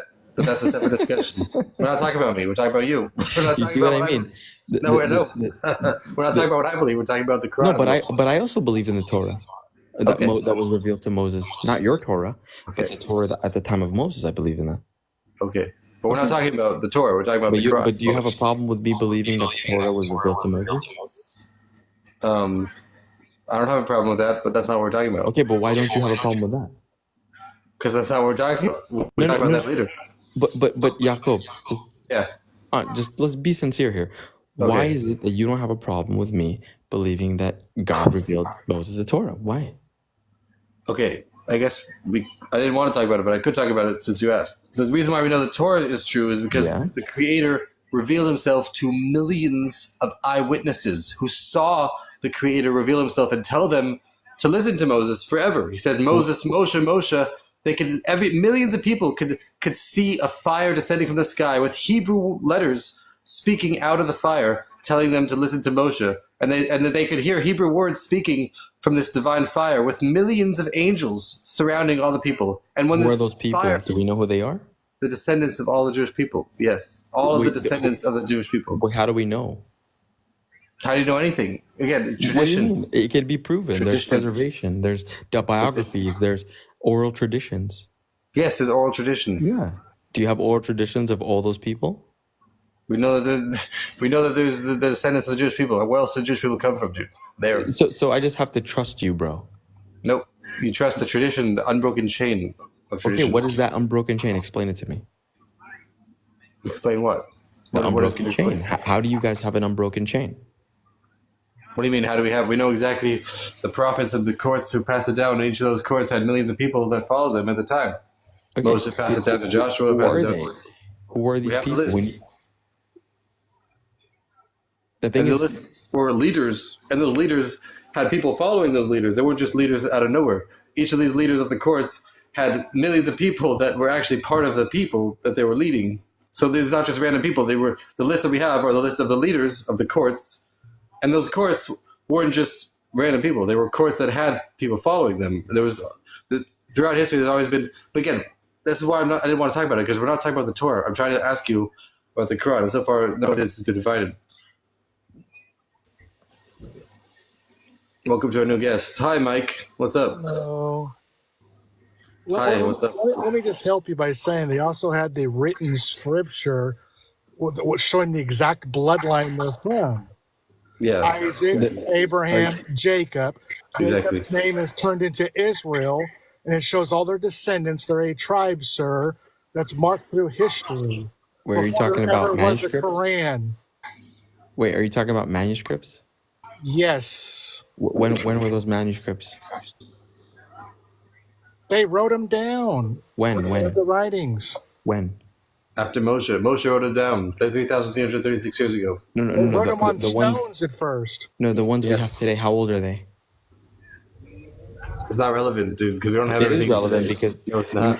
we need to trace it back to the time of Moses, We have the tradition to do that. We have millions of people who did that, dude. who you don't know who they are. I mean, anyone can say I have millions of We know people. the leaders, dude, and those leaders had people following So those I could leaders. tell you a story right now that Muhammad saw God and millions of people witnessed it because they're the descendants of they're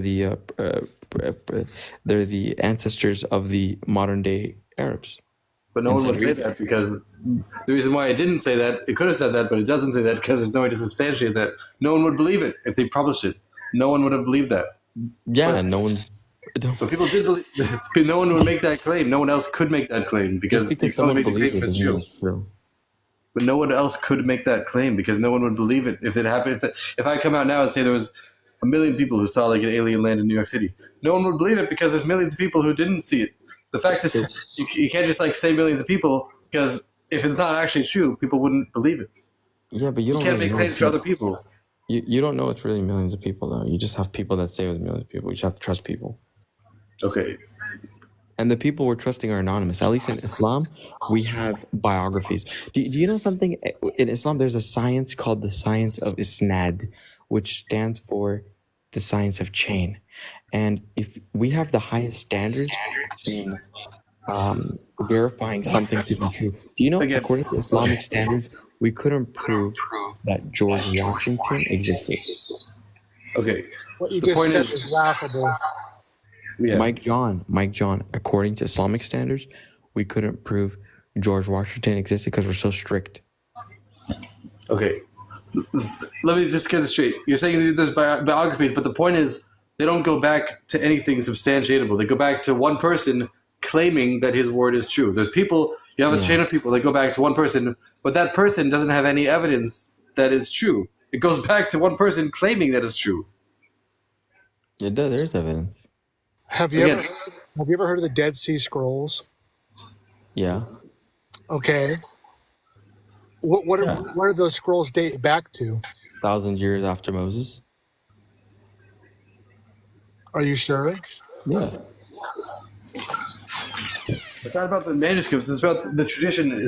We have the names of the courts and the leaders, and each of these people had millions of people who were following them. They weren't just like random people. Okay. Have you guys heard of Michael Hart? No. Okay. Michael Hart is an author who actually is from your faith, and he wrote a book called The 100, where he talked about the most influential people that ever lived, right? The 100 most influential people on earth. And the first most influential person that he said was the Prophet Muhammad, peace be upon him. He was a leader in every category and best in character. Okay. You know, just one second. Because a prophet, for example, someone's asking you who wrote the Dead Sea Scrolls. I don't know if you want to answer. I don't know. I don't think they're not. The Dead Sea Scrolls are not accepted to be a legitimate Torah because they have differences, and I think they were written by like a different sect of Jews that weren't like the official rabbinic Jews. But I'm not sure about that. Well, when you say it was the perfect man, so it's the perfect way to marry a 6-year-old and then consummate at 9? That's perfect to you? Yeah, well, let's analyze that. Wait, no. Okay, well, let's not analyze that now. We can get to that later. Again, the point that we're trying to focus on is evidence. So you're saying there's people who go back to Muhammad, but then the question is he himself. How do you know? Let's say he was okay. Let's say it was divine, like a miracle that he wrote what he wrote. Let's say how do you know he wasn't like a sorcerer? Let's say, just for example. Yeah, he was accused of that. How do you know he wasn't? Because the Quran goes against any concept of sorcery. How do you know that? Yeah, because the Quran preaches monotheism. Again, this is the claim. The Quran is the claim, so you can't use the claim to substantiate the claim. What do you mean? In Islam doesn't go against the teachings of the previous prophets. Again, the Quran is the claim that they're trying to prove, but you can't use the claim to substantiate the claim. No, but I'm telling you that the Quran, firstly, it's not a claim; it's the words of our Creator, and that's the claim. You're claiming it's the word of the Creator. I'm not claiming it. It is. I'm not claiming it. You are. You said it was. That's a claim. You don't. You don't believe God. I'm not making a claim. I'm just. I believe in God. I still believe that God told Muhammad what to do. Yeah, I mean, it may make you uncomfortable to become a Muslim. We believe in Hashem. That's who There's many people become Muslims. Okay, that's not a proof of anything. Again, a lot of people become Scientologists. That's not a claim of anything. I've been giving you evidence for the past hour we've been talking. You just don't want to accept it.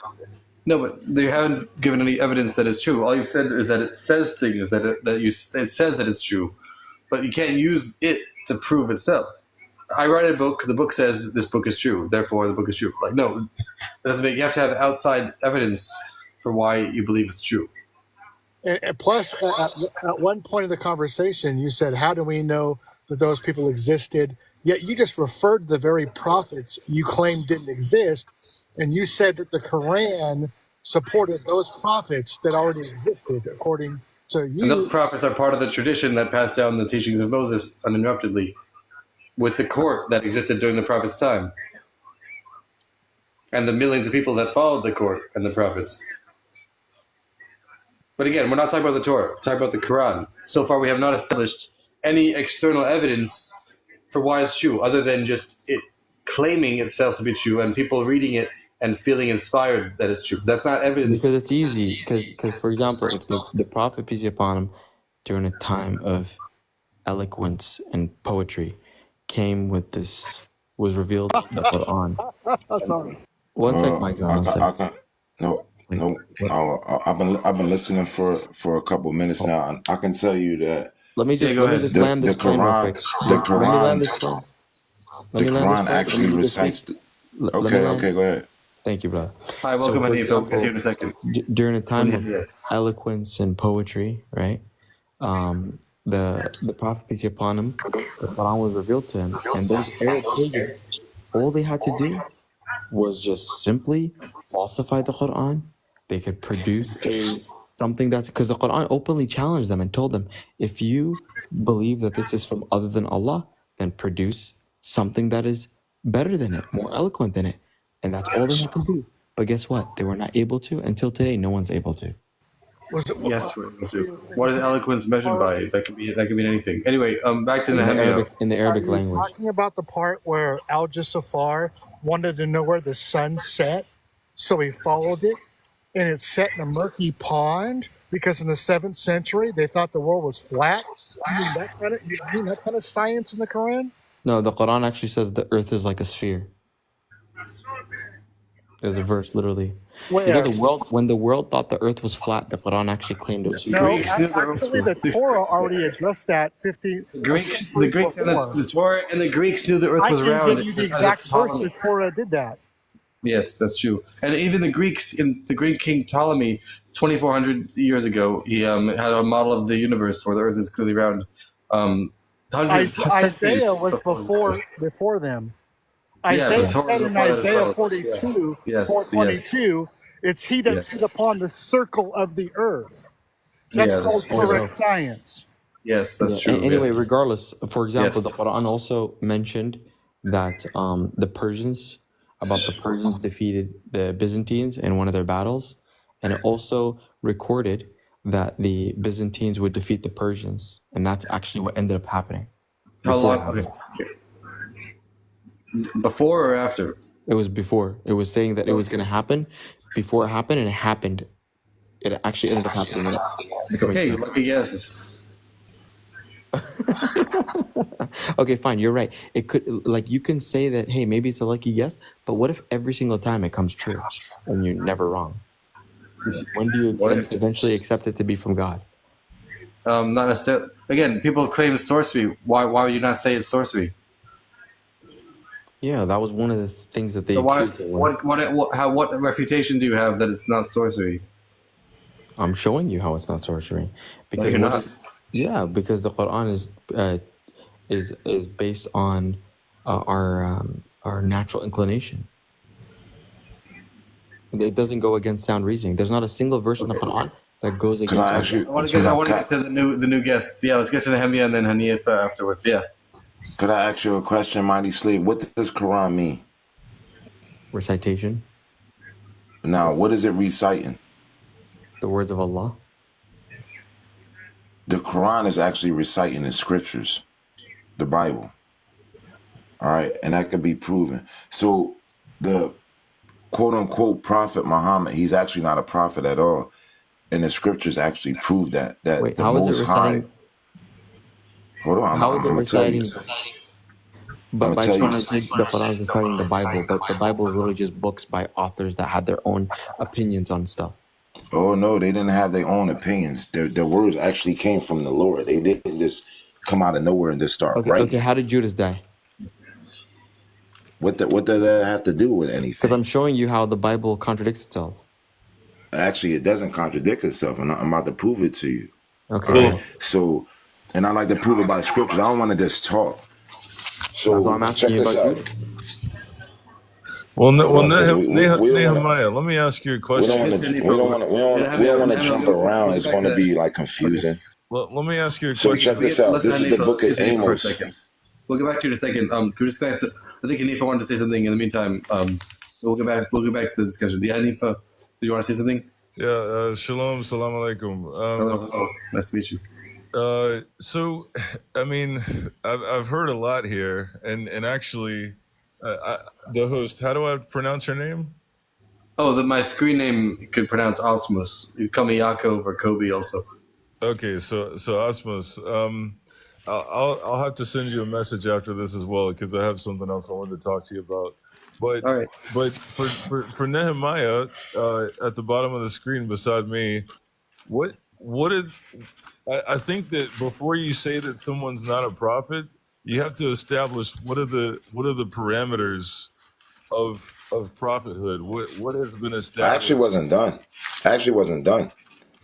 Yeah. So you gotta because the Most High only deal with His people, and the scriptures prove that He doesn't deal with anybody outside of His people, of His nation. Who are His so people? Check this out. The Israelites, Israel, the Jews, the Israelites. Okay, so Matter of fact, since you asked that question, do any of y'all got a Quran? I'll show you in the Quran that too. Go to Surah 2:122. 2:122 about the Torah. Hey, no. Listen. If you have the Quran, I'm asking you to go to Surah 2:122. We can put the talking to the side. Let's go to proof. What about this verse? Don't worry about the verse. I'm asking you to go to it and read it. All right, give me 1 second. I'll get it. And go to Surah 2:47. Well, no, hold on. Let's start off with the first one first. Okay. Can you tell us what your point is, though? Like, what do you want to know about this verse? Let's read. That's all I'm asking you to do. I'm not asking you to do nothing else but read Surah 2:122. That's all I'm asking you to do. Okay, give me 1 second.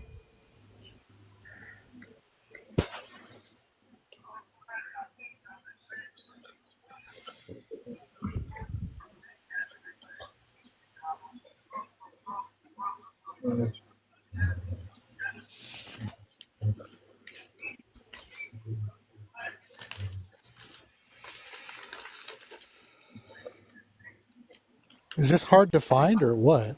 No. Just give me 1 second. Because I lost my it's sad. It's sad when I'm hearing that a lot of people talking about the Quran and they don't really know about the Quran themselves and what's in there. You see what I'm saying? That's important to know what's in there. Because it's obviously you didn't know that. Let's look at it. Hey, no offense. Listen, no offense. Okay, now I'll read it right now. That's all I want to hear. O children of Israel, remember my favors upon you, and how I honored you above others. So guard yourself against the day when no soul will be of any help to the other. No ransom will be taken, no intercession will be accepted, and no help will be given. What's the issue with that verse? Read it. Now read it slow again so everybody can hear it. This is in the Quran. Read it again. Okay, this is no surprise. I mean, I'm aware of this verse. O children of Israel. O children of who? O children of Israel. And you're reading from the Quran, right? Yeah, so what? All right. Hold on. Now keep reading. Remember my favors upon you and how I honored you above others. And how I honor you above others. Remember my favor upon you and how I honor you above others. Meaning how I honor you. Slow down because I see you getting mad. I don't want you to cut me off. I'm trying to prove something here. Oh, okay, my bad. Now, back it up with Surah 2:47. This is in the Quran. I want everybody to hear this because obviously everybody doesn't know this. You said Surah 2:47. Yep, 2:47. Okay. You want to read it, Hanifa? Yeah, I'll read it. Okay. Their prophet told them, Allah has appointed Saul to be your king. They protested. How can he be your king when some of us are more deserving of kingship than he? That's Surah 2:47? Yeah. That's not the one I want. Did you want 246? Nah, it's supposed to be 240. 247. I just I'm want to gonna know look it up. what's your point though? Oh, I'm gonna show you my point right here. So I want to go to Deuteronomy chapter 7:6 and watch what this says. All right. So and that matches Deuteronomy 7:6. So this is the book of Deuteronomy, chapter 7, verses 6. For thou art an holy people unto the Lord thy God. The Lord thy God has chosen thee to be a special people unto himself above all people that are upon the face of the earth.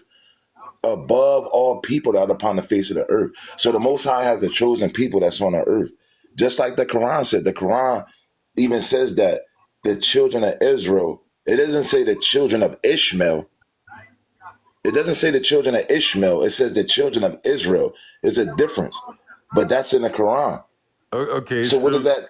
Okay, so let me come from a Quranic perspective. Okay.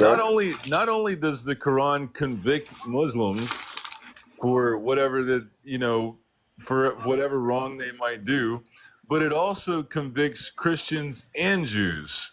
And in that conviction, it makes clear delineations back to the Bible, whether it be the Old Testament or the New Testament, about the errors that these two groups have committed. So if you're saying that this group is chosen amongst all people, how do you explain the destruction of two temples? The Creator wanted them to be destroyed group? temporarily, dude. Huh? The Creator wanted them to be destroyed temporarily to show a deeper love for them in the future redemption. Okay, but that's a punishment, correct? Of course, it's a punishment. It's a punishment for what they did. Yeah, it's a punishment for what the Jews and the Israelites did.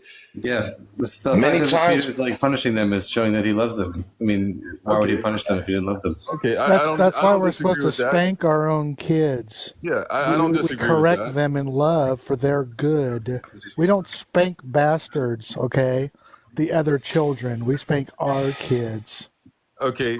So now let me ask you this: Is Isaac the brother of Ishmael? Yes. Okay, so when you see Deuteronomy 18, 14 through 22, when God said, I will raise up a prophet from among your brothers, how is it that Ishmael is now disqualified from having the prophet? That was Moshe talking to the children of Israel, not talking to the children of Abraham. No, I realize the brothers of the children of Israel that he was talking to, not the children of Abraham. Yeah, I realize that. But if God has taken his kingdom away from the Jews and the prophethood away from the Jews, right? Then if he's saying that, like I know if you're Jewish, you probably don't take Matthew for anything, but in Matthew 21:43, when Jesus is speaking to the Pharisee, he's giving them a parable about sending prophets that are being unalived, right?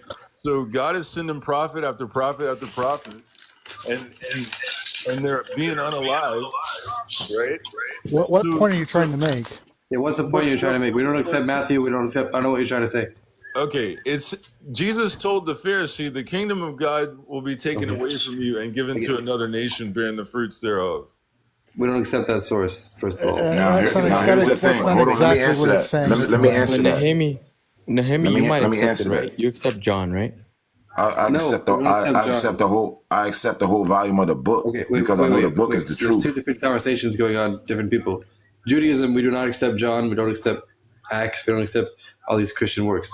We accept the Tanakh, the Torah, Nevi'im, and Kesuvim. Okay. So then let me just come from the Old Testament then. We had the prophet Job. No, but wait, Hanif. We had the prophet Job, who was a Gentile, correct? Who? Job, who was a Gentile. Yeah, he was a Gentile. Yeah. Okay, he lived in the land of Uz, which is Upper Arabia, Northern Arabia, right? We believe he lived in the land of Canaan, in the land of what would have been Israel at the time. But okay. Okay, but I mean, geographically speaking, Uz is slightly below Canaan.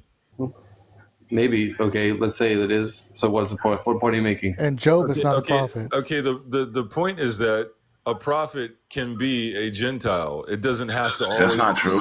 That's not No, true. Job is no. not a prophet. Yeah. I mean, Job is not a Gentile. Job But he's is not a prophet. Job is a Gentile. Job is a He's Gentile. not a Gentile. What scripture is that? Gentile. I'm so sorry. Job is a Gentile, dude. All right, so what Even scripture? if Job is a Gentile, he was not a prophet. You're telling me that Job, if I go to the Bible right now and I get a verse that says Job was a prophet, what's going to happen next? You got to show it to me. Show me that he's a Gentile. He is a Gentile. He is a Gentile. Because the Most High doesn't. Okay, so you can tell me all you want, but go to the scripture. Just like how I went to the scripture. You see what I'm saying? Okay, You got to show it to me. I'll do that. Okay. Again, I mean, there is a concept in somewhere in Kabbalah that says that, like, Gentiles could hypothetically be prophets. I mean, just because they hypothetically can doesn't mean that they were in this case. What prophecy did Job give? Tell me a prophecy. I can tell you about prophecies of Isaiah, Jeremiah, Ezekiel. I can give you prophecies that was told by Samuel. Come on, give me a prophecy. One prophecy. Job was talking to God. Go to Jude 25. Go to Jude 20 verses 5. But just wait. I want to kind of go back to what you were saying, Nehemi. I want you to read a verse real quick for us, if you can. Okay. Can you say the point of the verse though before you ask to read? Yeah, it's regarding Ishmael. Regarding Ishmael. What about Ishmael? What point are you trying to make? Genesis 17:20. What point are you trying to make before you read that? Well, he was talking about how Israel was going to be a great nation and they're a holy nation, and Genesis 17:20 points to the scripture said that. The scripture I read said that, not me. I understand, and I want you to read Genesis 17:20 for us. What are you claiming that it says? Before you read it, what are you claiming it says? And then what point well, are the you trying to Prophet make? Muhammad, peace be upon him, he's a descendant of Ishmael. So what? And Genesis 17:20 talks about how God blesses the nation of Ishmael and multiplies them, and they're going to turn into a great nation. Okay, so you're saying that anyone descended from Ishmael is a prophet? No, what are you not trying to anyone. claim? That's not saying what relevance does that have? I don't understand. The relevance is in line with Isaiah 42, when Isaiah 42 says that the people of the Kedars, who are the Arabs, are going to rejoice in the mountain of Salah, which is the Medina, modern day Medina, and because there's going to be a spirit of truth that comes from there, and the spirit of truth is Muhammad.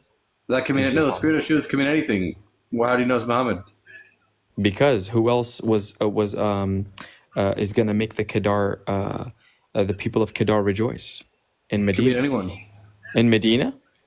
Could mean anything. Could be but anyone. The Prophet literally did it in Medina. He's the one that was in Medina. So what? Okay, what point are you trying to make? That doesn't mean anything. The whole thing's flawed. What do you mean? How do you know?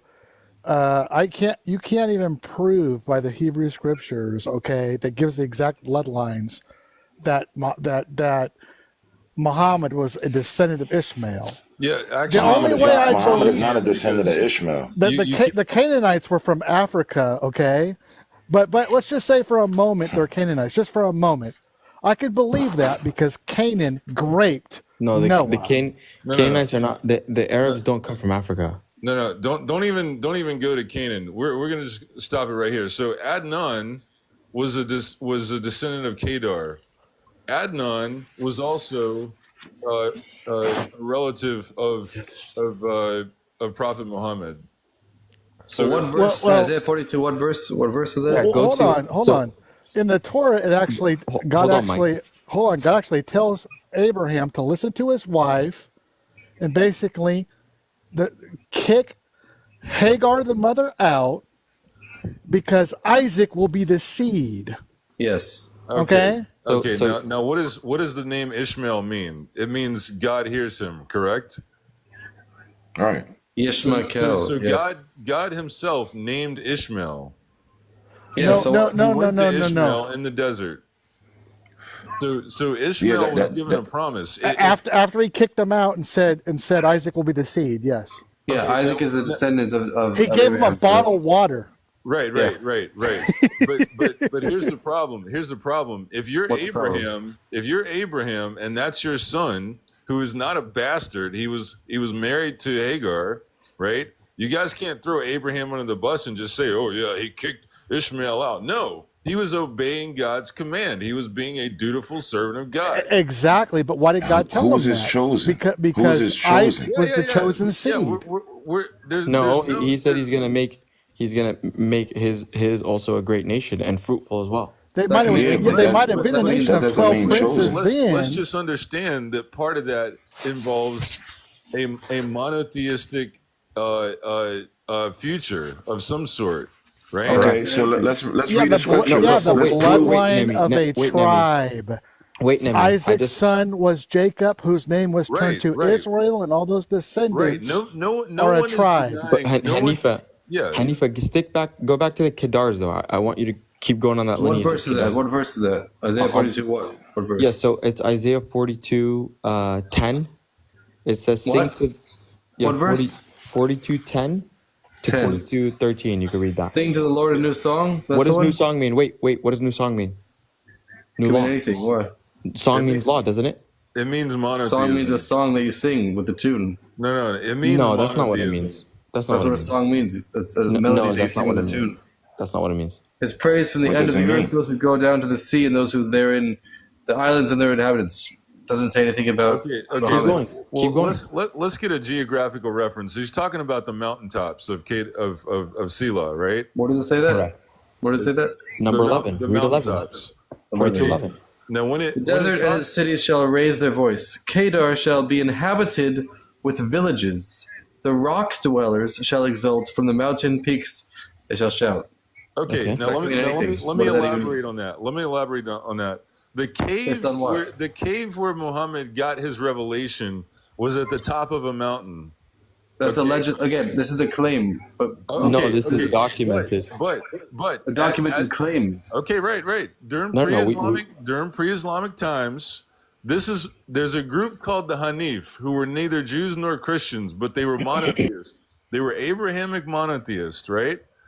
Their tradition to get away from the heathen was to go to the mountains, to the upper part of the mountains and fast and focus on their connection with God. So when this scripture about Kedar talks about singing a new song from the mountaintops, what is speaking of is monotheism amongst the people who were once pagans.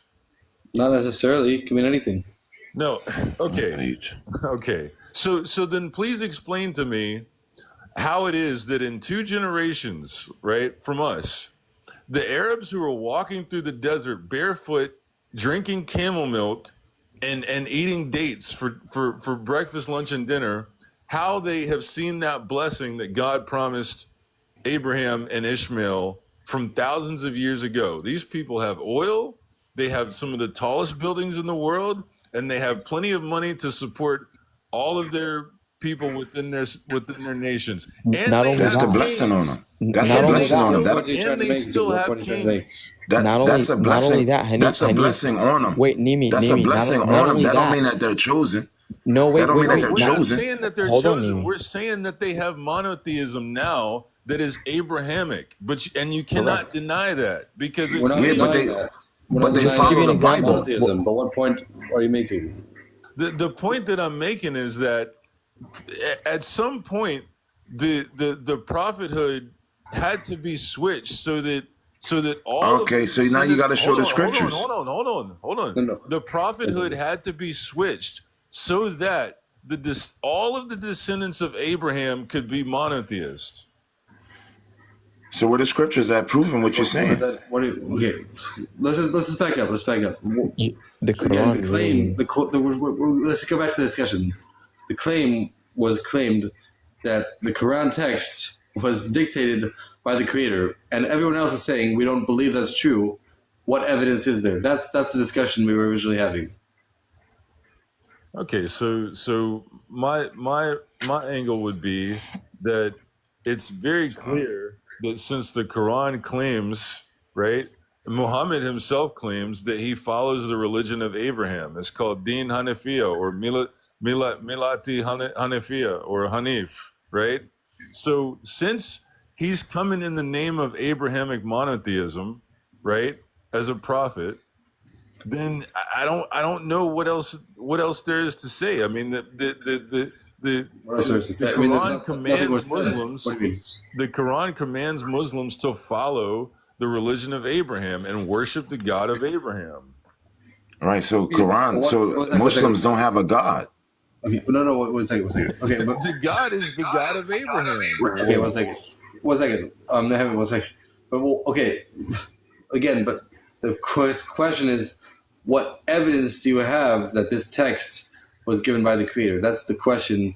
And just because it's claiming to fulfill the monotheism of Abraham, that's not evidence that this was given by God. This is just saying that someone wrote something that says, listen to this monotheism. What evidence do you have that this was that was dictated by the Creator? How do you know that to be true? Well, I think I had like an hour discussion with you about that, Jakob.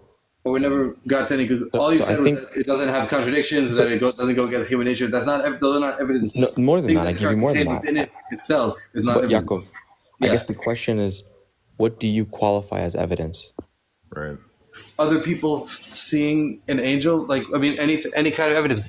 One person claiming to see an angel that talked to them is a claim. But if there's other people that saw that angel as well, that would be evidence. But that's not anything that's being claimed. Well, then we'd have to question the story of Jacob when he wrestled with the angel. Because we're not talking about the Torah. We're not talking about Torah, though. We're talking about the Quran. Okay. We know the Torah is true because the millions of witnesses saw the Creator reveal Himself. Anyway, hi Sam, what's up? Okay. I would need a little bit more time to build that case, so I'm just. And also, respectfully, I mean, you can't like pick and choose, right? Just because it's not the Torah, right? Like the same standards you apply on the Torah and what you the standards of the Torah is that millions of eyewitnesses who saw the Creator Himself tell people to listen to Moses, but there's no such thing by any other religion.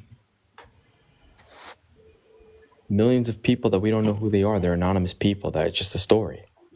Well, but here's the thing. But mighty slave, you can believe the scriptures when you understand the prophecies of what happened to the Jews and the Israelites, and I can give you pure evidence of what happened. Have you ever heard of the Atlantic slave trade?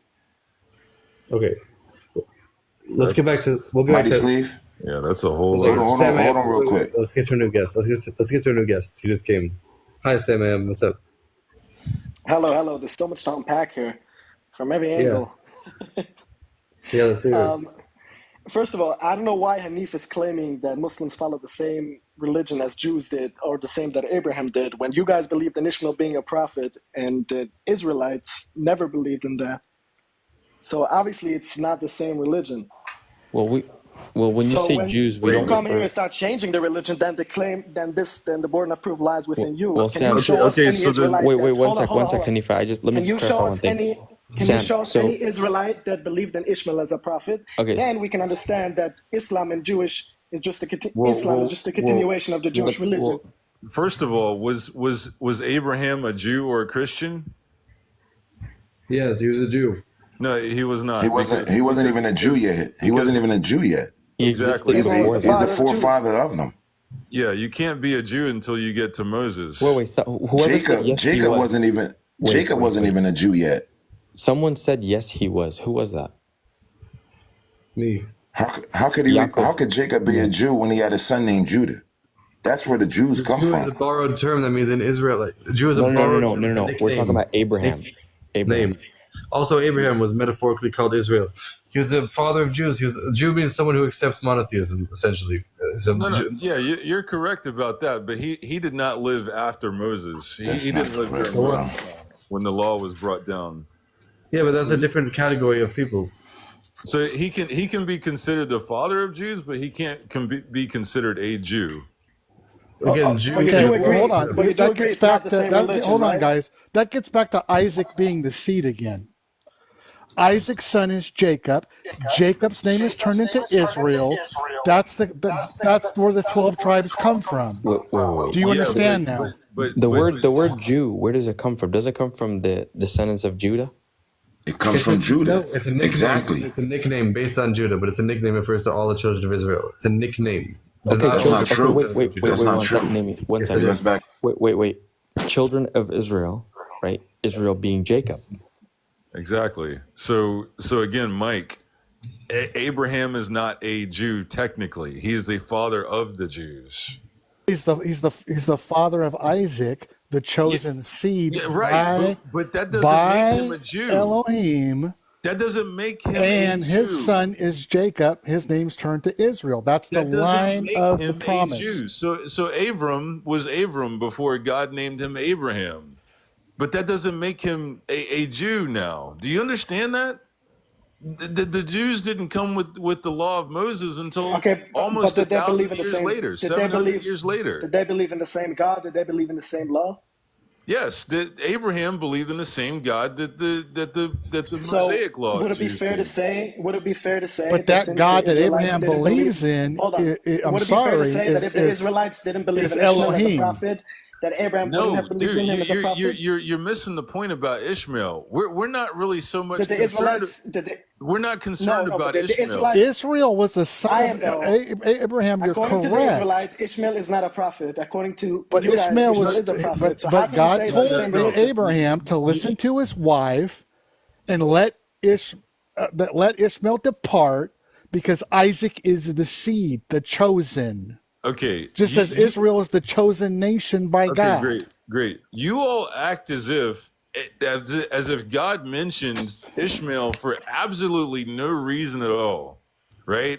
If we're to take the words of God seriously, then we have to recognize that Ishmael was the son of Abraham. And what the Muslims are saying today, what Muhammad said with his own mouth, was that he has come commissioned with the religion of Abraham, not the religion of Ishmael, the religion of Abraham under the God of Abraham. But why do we believe what he says? He could say anything. Why should we believe what he says? Why should we believe what he says? Okay. Yeah, I'll tell you the greatest evidence God is with Israel. Hold on. The greatest evidence is all the prophets said Israel would come back to be a nation again. That's what they prayed for. That's what they asked. That's what God told them. They prayed for it. And guess what they are? A nation again that cannot be taken off their land. That's why they've won every war. That's not true. Just because you see a flag flying over Jerusalem doesn't mean that there's a nation now. Because according to Talmudic, the Ketubot 111a through 111b, right? And then some of the Old Testament scriptures, the nation is not supposed to be formed until after the Messiah returns and builds the temple, right? No, that's true. But who's the temple though? The temple is not a building now. The temple is a people. No, the temple is the measurements are lined up in Ezekiel. I forgot which chapter. You talking about the kingdom. You talking about the kingdom of heaven. I'm talking about the literal temple with the names of the tribes above the gates and the inner courts and the outer courts. That's the kingdom of heaven. The platform and the ramp and all that. That's Revelation. Let's go. That's what I'm saying. According to the Talmud, so is that going to happen at the end times? It's not supposed to be formed until after the Messiah returns. So would that happen in the end times according to you? Huh? According to you, in the end times, would that happen? Finally? I'm sorry? That's yet to come. Yeah, that's yet to come. Because when the Messiah comes in the end times, would that happen? Yes, that's yet to come. Us as Muslims, right? We say that Isa or Jesus and Imam Mahdi will be the two figures that will either one of them or both of them will attack and unalive the Antichrist, because the Antichrist will go into the temple, into the new temple that has been built, and claim to be God. And that's when they're going to go after him. Okay. Is the Antichrist Jews and Christians? Huh? Are the Antichrist Jews and Christians? Well, No, The Antichrist is an So why does individual. it? So why does it say? Antichrist So is why a does it say the end system. time you guys will kill all the Jews and No, no, Christians? no, no, no, That's a no, different no, topic. no, no. The I Antichrist understand it's a different topic. I'm just trying to No, if understand why you're the talking anti. about Christian theology, I know the Christian theology. I mean, Yeshua we can comes put two back, and two destroys together. the The enemy Antichrist of will be killed, Israel, and and at the comes end back times to that Mount 42. Zion. Guys, That's this Christian just theology. That's where the Antichrist came from, that book, not the Quran. They stole that too. I'm sorry. But Right. Yeshua from the line of David comes back and destroys Israel's enemies, and wait, he comes Mike. back to Mount Zion. But anyway, I Okay? feel like we should go back to the original conversation about how you know Yeah. that Muhammad is a real prophet. Yes, that's the original conversation we should go back to. Again, that was. We're not talking about the Torah. We're not talking about Jews. We're talking about the specific claim of the Quran. And again, there's no evidence that is true. There's just one person saying that it's true and things that are found inside of it. But it could be made up. Okay, so I'll give one evidence, right? I'll give one evidence because that'll turn into a whole other conversation. If you go to one of the conditions of being a prophet is first you have to claim to come in the name of the God of Abraham, right? So that's the first condition. Where did you hear that condition? Huh? Where did you read that condition? Where did I mean, you can't just come out of nowhere and say that, oh yeah, I'm gonna prophesy that this and this happen. You have to be inspired by God. How did you get that? Where did you read that? Where does it say that? How about Bilam, Hanif? What? Where is that condition written in the Torah? He's saying you made that up. Okay, let's go into the conditions of prophethood. Give me 1 second. Okay.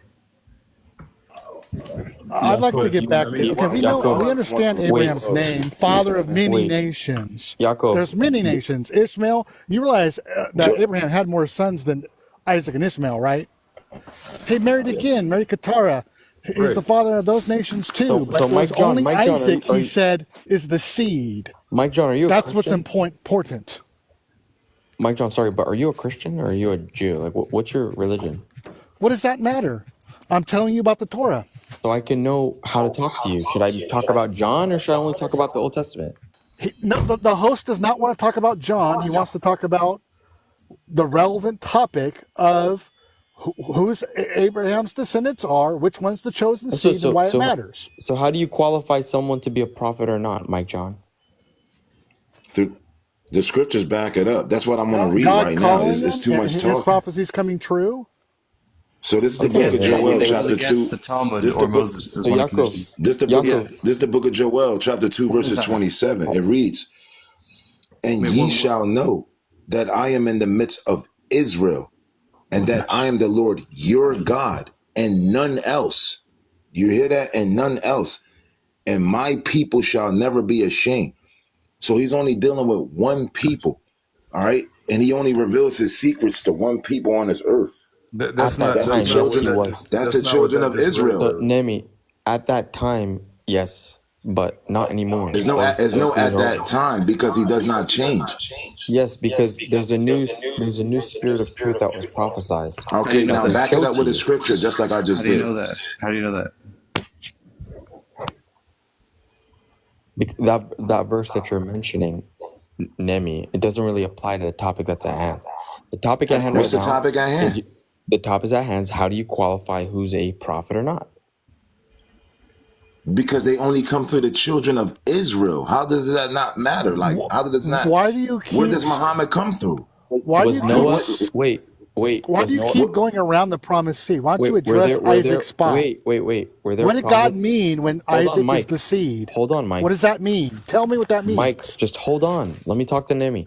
Nemi, were there prophets before Jacob? Yeah, before, but not after. No, but wait, you made a blanket statement. You said that the prophets only come from the children of Israel. He's saying after that verse was said, or during this time. So just like through that line. So wait. So just like there were scriptures that were revealed before, scriptures have been revealed later, and the final scriptures that were revealed before. Now what scripture is this? What scripture is it? You see how I'm posting scriptures? I want you to do the same thing. Okay, look. So for example, before Moses, there were scriptures that were revealed to David. Okay, now show the scripture. You see how I just read a scripture? This is what I want you to do. Abraham was also revealed a scripture. Okay, now what scriptures are you talking about? Abraham did not have scriptures, dude. Abraham didn't receive any That's part of the Torah. That was revelations later to God from God. He had revelations. It was not scriptures, though. Okay, well, revelations is what I mean. Abraham was the first Gentile prophet. No, he's no Gentile. You can't be anybody that's a Gentile is out of the people of Israel. Yeah, guys, those would be the heathens and Gentiles. Israel didn't come until later. Abraham was the first Gentile prophet. He came out of what is a term Gentile didn't even come up until Israel was a nation. We're getting lost. Okay, so the whole point of what I'm trying to say is God picks and chooses who he wants to guide. Yes. Okay, let's say that's true. How do you know he picked Muhammad? How do you know? Because like I told you, we have an objective way to critique the Prophet Muhammad, peace be upon him, and we only reach two conclusions. Either A, he's a liar, or B, he's telling the truth. How do you know he's a liar? How do you know he's not a liar? I'm getting there.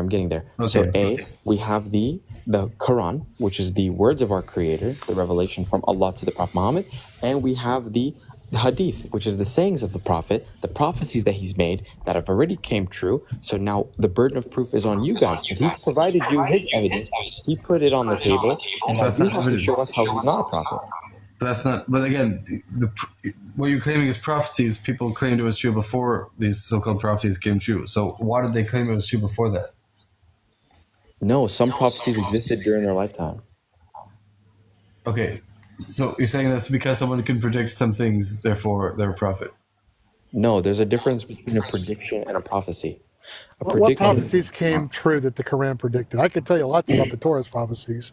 Muhammad's a liar. Yeah, you don't prophecies, understand for that. example, of the Persian Empire and the Byzantines, and how the Byzantines defeated the Persians, and also what did that happen? What year did that happen?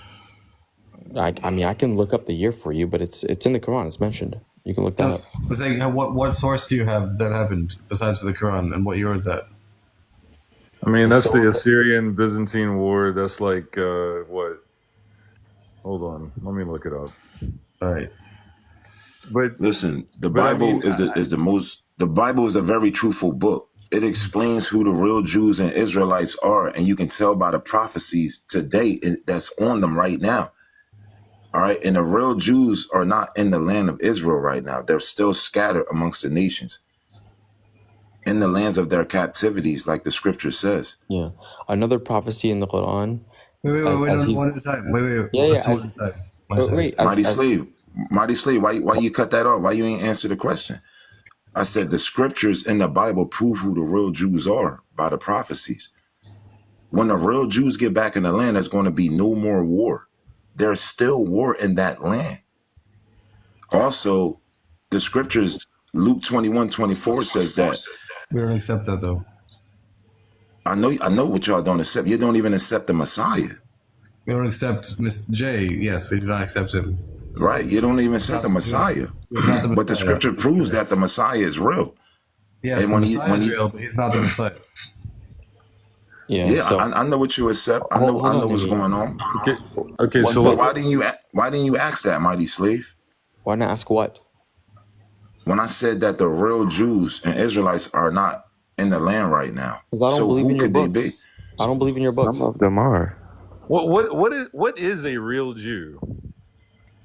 The real people that the Most High chose. Yeah, but what is a real Jew? What is? I just told you. As a people claiming that they're the Jews, but they're not. That actually sounds like replacement theology, man. I gotta tell you that. I mean, that's the real Jews. Israel are Jews. Their bloodline goes back to Isaac. No, they are Jews. So all right. So explain this scripture. It's an ethno-religious people. They're ethnically a tribe. Explain Isaiah chapter 2, verses 4. Watch this. So this is the book of Isaiah chapter 2 verses 4. And it reads, and he shall judge among the nations and shall rebuke many people. And they shall beat their swords into plowshares and their spears into pruning hooks. Nation shall not lift up a sword That's when the Messiah against comes. nation. That's when the Neither Messiah shall they comes. learn war anymore.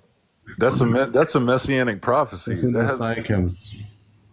So if the real Jews are back in the land, why is it still That's war? not the Messiah. The Messiah didn't come back yet. I would say No because one's claiming the Messiah came back. Wait, what did Asmus say? Asmus, what did you say? No one is claiming the Messiah came back yet. Okay. But it's saying that came wait a minute. So it's saying that when the real Jews get back in the land, no, there'll be no more war anymore. It's not saying that. But y'all just said the Jews. Okay. Y'all just said the Jews came back in 1948. No, it's not saying when the Messiah comes that will happen. The Messiah has not come yet. There's more Jews outside of Israel, basically. Yeah. How did they get there? that ain't the point. The point It's talking about the Messiah. The point is they still have to be gathered back too. What about not Ezekiel's prophecy of the boneyard? What's the prophecy of the boneyard? What did the bones represent? Okay, what did the bones represent? Israel scattered among the nations. Right. After he prophesies the first time, what happens? It comes together, sinew upon sinew, bone upon bone. That's a nation that it is right now. That's what it was talking about. They don't know who they are. Then the next stage that would come out when it would have breath, he said, prophesy again, breath would come into them. That's when they acknowledge. That's when they acknowledge Messiah. Okay, so that's when they acknowledge and come to know who they are. No, the second stage is them becoming a nation again, raised up. So when were they not a nation? I want to hear Osmos. Guys, let's stay on topic, please. Is your opinion that Israel is a nation right now? Yes, definitely. Israel's always been a nation since they were since Jacob, since the 12 tribes. They are back in their ancestral homeland. So check this out. Were they ever discontinued from their heritage? Nope, never. All right, so let's read Jeremiah chapter 17:4 because it's reading different than what you're saying. So this is right. So this is Jeremiah chapter 17 verses 4. We want to find out if they ever been discontinued. What do you mean by discontinued? Jeremiah 17:4. Wait. From their heritage. I just said it. No, what do you mean by discontinued? What do you mean specifically? We're going to read. I just asked you, were they ever discontinued? They were going to be put out their land, bro. Before we read, what do you Were they ever been put out their land? Were they ever discontinued from their heritage? Those are two different questions. They were put out of their land. Now, they're not discontinued from their heritage. When were they put out of their land? And why? 2 times. One time after the first temple was destroyed. The second time about the year 68 CE after the second temple because of their sins. Why? What point are you trying to make? But there's always been Jews in the land. What sins? The major. What hold on. sins? The major. Hold on, because we got to deal with one thing at a time. I want to ask something. When and why were they put out their land? And what sins did they commit? Sins. A lot of sins. What relevance does that have? Well, how did they get back in the land? That's the question. Because back it up by the scriptures. When? Because all the prophets said they were back in the land, and they are. They have. They're a they nation have not again. always been in the land. What you're doing is replacement theology, and what you're doing is you're supporting the anti-Israel claim that they're not real Jews, that they're not a real nation right now. I'm reading the scriptures. You just talking. I've been reading scriptures. I didn't hear you come out with one scripture yet. I told you. I'm going off what I'm reading. This is getting out of hand. I talked about the boneyard. Wasn't that scripture? That's only one scripture. You and then you took that out of context. No, I didn't. What is the second stage? It's getting out of hand. It's not possible to have a conversation. So Jeremiah 17:4 is saying that the Israelites will continue from their heritage. Watch this. I'm gonna read this, and I want you to answer this. No. It says, "And thou, even thyself." Oh my gosh. Hold on. I'm gonna read it, and I want you to answer it. What are you trying to prove? It said that they would serve. It said that they would serve their enemies. What enemies did they serve? Whenever Romans, the land. In Assyria, could I say something? Babylon, Rome, Greece. Yeah. Wait, could I say something real quick? So wait a minute. Let's let the new Hold guest on. speak. The man that said Rome and Greece. Yeah, what's Hayden? What's up? Yeah. Do you guys believe in Deuteronomy 28? Who? I believe in the Torah, which includes the 5 books of Moses and Deuteronomy. Yes. All right. So when was Deuteronomy fulfilled? I actually don't know the reference to the verse. What does the verse say at the moment? I don't know. It was Deuteronomy. What does it say? Deuteronomy 28:15. What does it say? It says that they shall be scattered abroad. Yeah, that was a lot of times. They were scattered in the Babylonian exile. They were scattered in the Roman exile about year 68 CE. Yeah. But check this out. The book of Deuteronomy was talking about a specific time where they will never be in the land, right? They will be scattered abroad, right? And it goes in reference to the 70 AD. It was 68 CE. But yeah, I mean, the Jews have always been in the land a little bit, but they've also been scattered. So yeah, they've been scattered. All right. So if they were in the land, how could they become a nation in 1948? And why they've been a nation since the time of Jacob. They've never been. Let's talk about that. Let's talk about that. In 70 AD, Titus the Roman sacked Jerusalem, destroyed it. He was so angry at the Jewish people for their rebellion against Rome that he changed the name of their land, Judea. He changed it to their ancient enemy's name, Syria Philistina, at that time, to wipe their name off the earth. That same lie is used today. The Brits shortened it to Palestine instead of Syria Palestina, which is where Syria comes from. Wait. So that's a little history lesson on how the land got named, okay? Isn't Philistines mentioned in scripture? Yeah, I just said that. I just said that. That was the ancient people that were wiped out a long time ago. So can I ask you? All right, so there is no Palestine. Hold on. Wait. Hayden. It's a conqueror's name. It's called Judea. There's no such thing as a Palestinian either. They're Arabs and Egyptians. Here's what we know. Here's what we know. Whoever God deems as being the most righteous, that's who will inherit the land. That's who will have listen. Let me just finish. That's false information, though. That's false information. Let me just finish. Relative to whatever time we're in, right? Because that's false. So you're telling me that the Jews always had control? Yes, of their they've always owned the land. They've always owned the land. They've always had the land. They always will have the land. The Creator gave it to them as an eternal inheritance. Yeah. I understand that aspect of it. Who gave who the land? Aspect of it. The Jewish people. Who the Jewish people? Prove it. Israel. I'm the Jewish people. Guys, can I hear from? All right, so prove it from the scriptures then. Hold on. Can we let Hanifia drop his point? Yeah, so I understand the covenant with Isaac and the continuation of that covenant up until, whenever the kingdom is to come. I understand that. But at specific times in history, as a punishment, the kingdom has been taken away or given, right? What point are you trying to make? The point I'm trying to make is the granting of the kingdom is relative to the amount of righteousness of the people.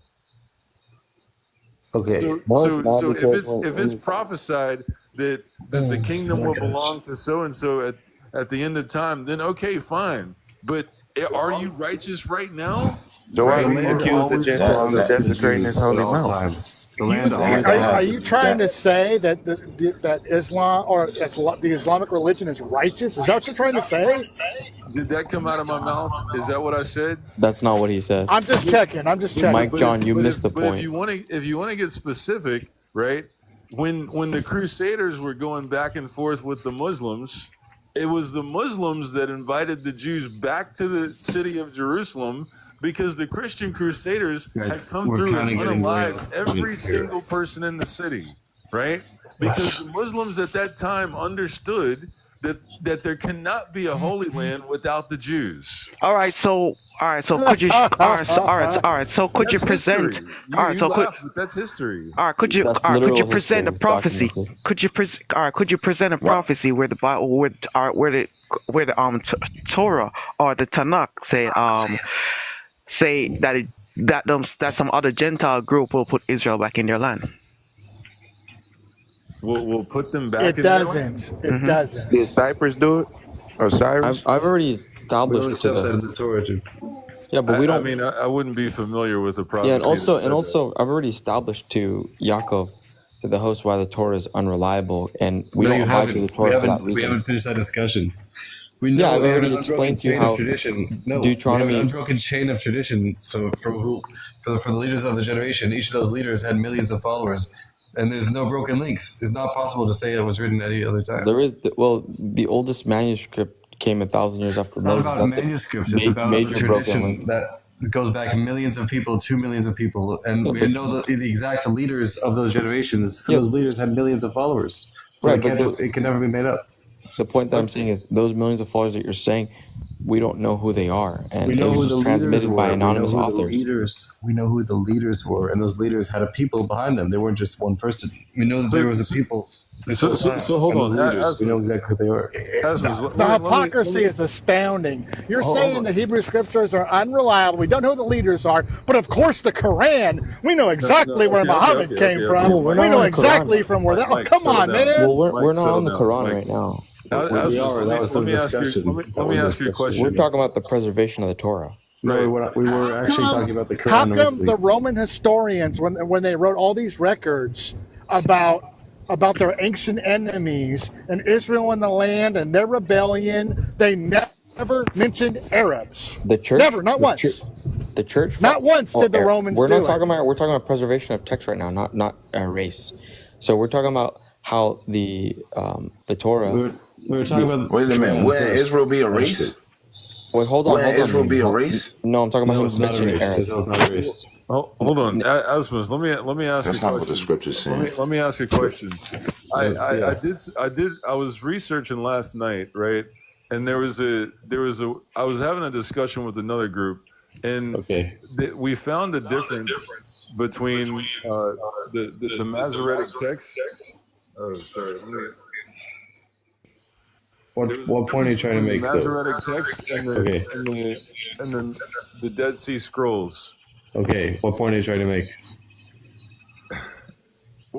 How do you explain the variation in the word pierced and the word lion when it comes to Psalms 22:16? The Dead Sea Scrolls are not accepted by any Jewish sources as being authentic.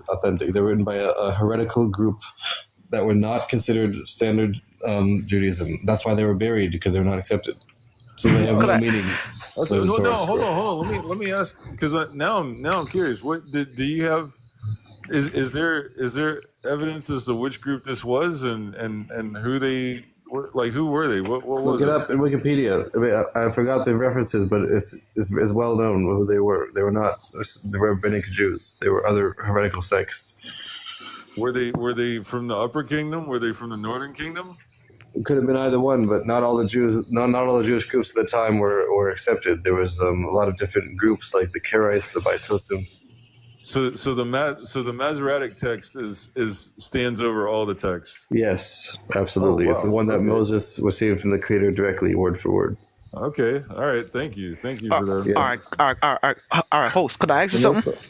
Yes. You seem to be like a Jewish, right? Yes. So all right. So where's Esau today? I think Esau is referring to the Roman Empire, Edom, whatever Rome is. You know what race Some it people is? associate it with Christ. I don't think it's Rome, whatever the Roman race is. Some people say it's America, some people say Rome, could mean anything. All right. So you know where Ephraim is? No, I don't. You don't. Okay, so I could tell you where Shem's descendants are.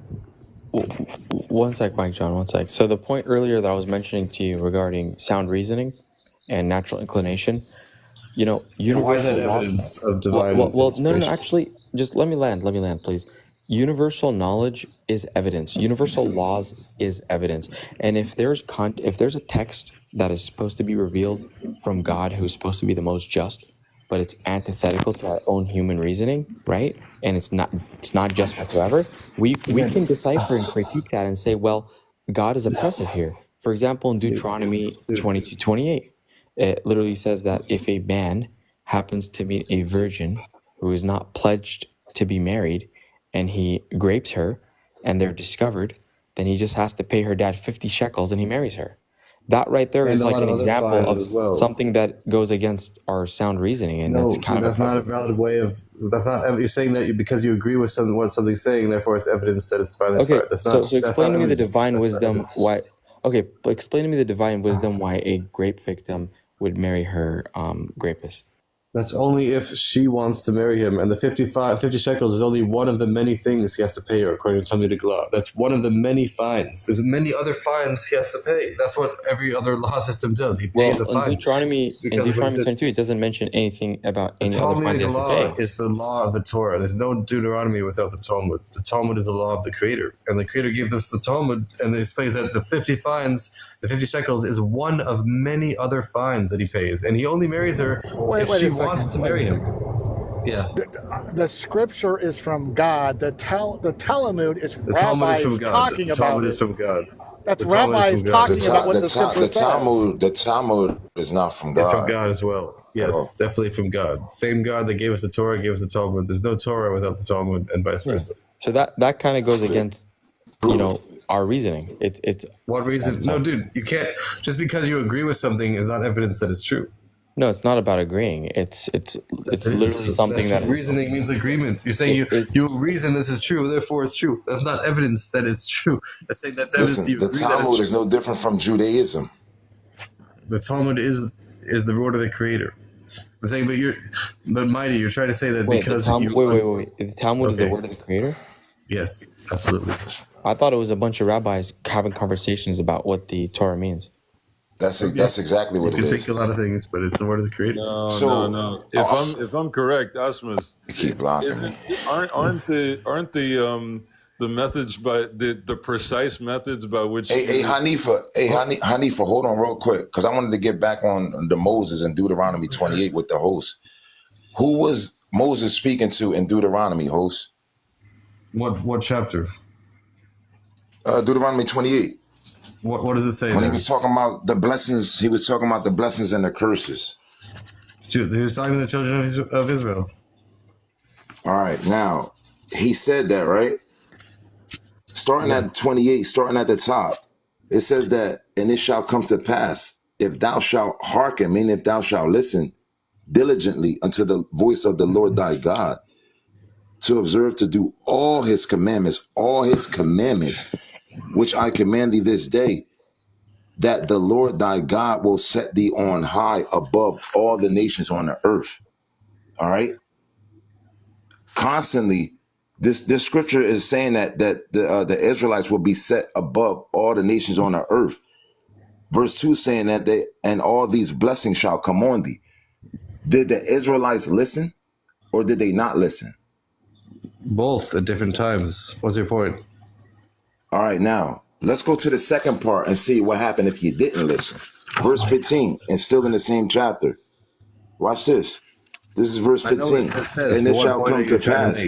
Hold on, but everybody else don't know what it says. You got to stop cutting me off. Let me get my point. What point are you I'm about to show it to you because it's curses that's on. It's curses. I don't know why he keep cutting me. He don't cut nobody off but me.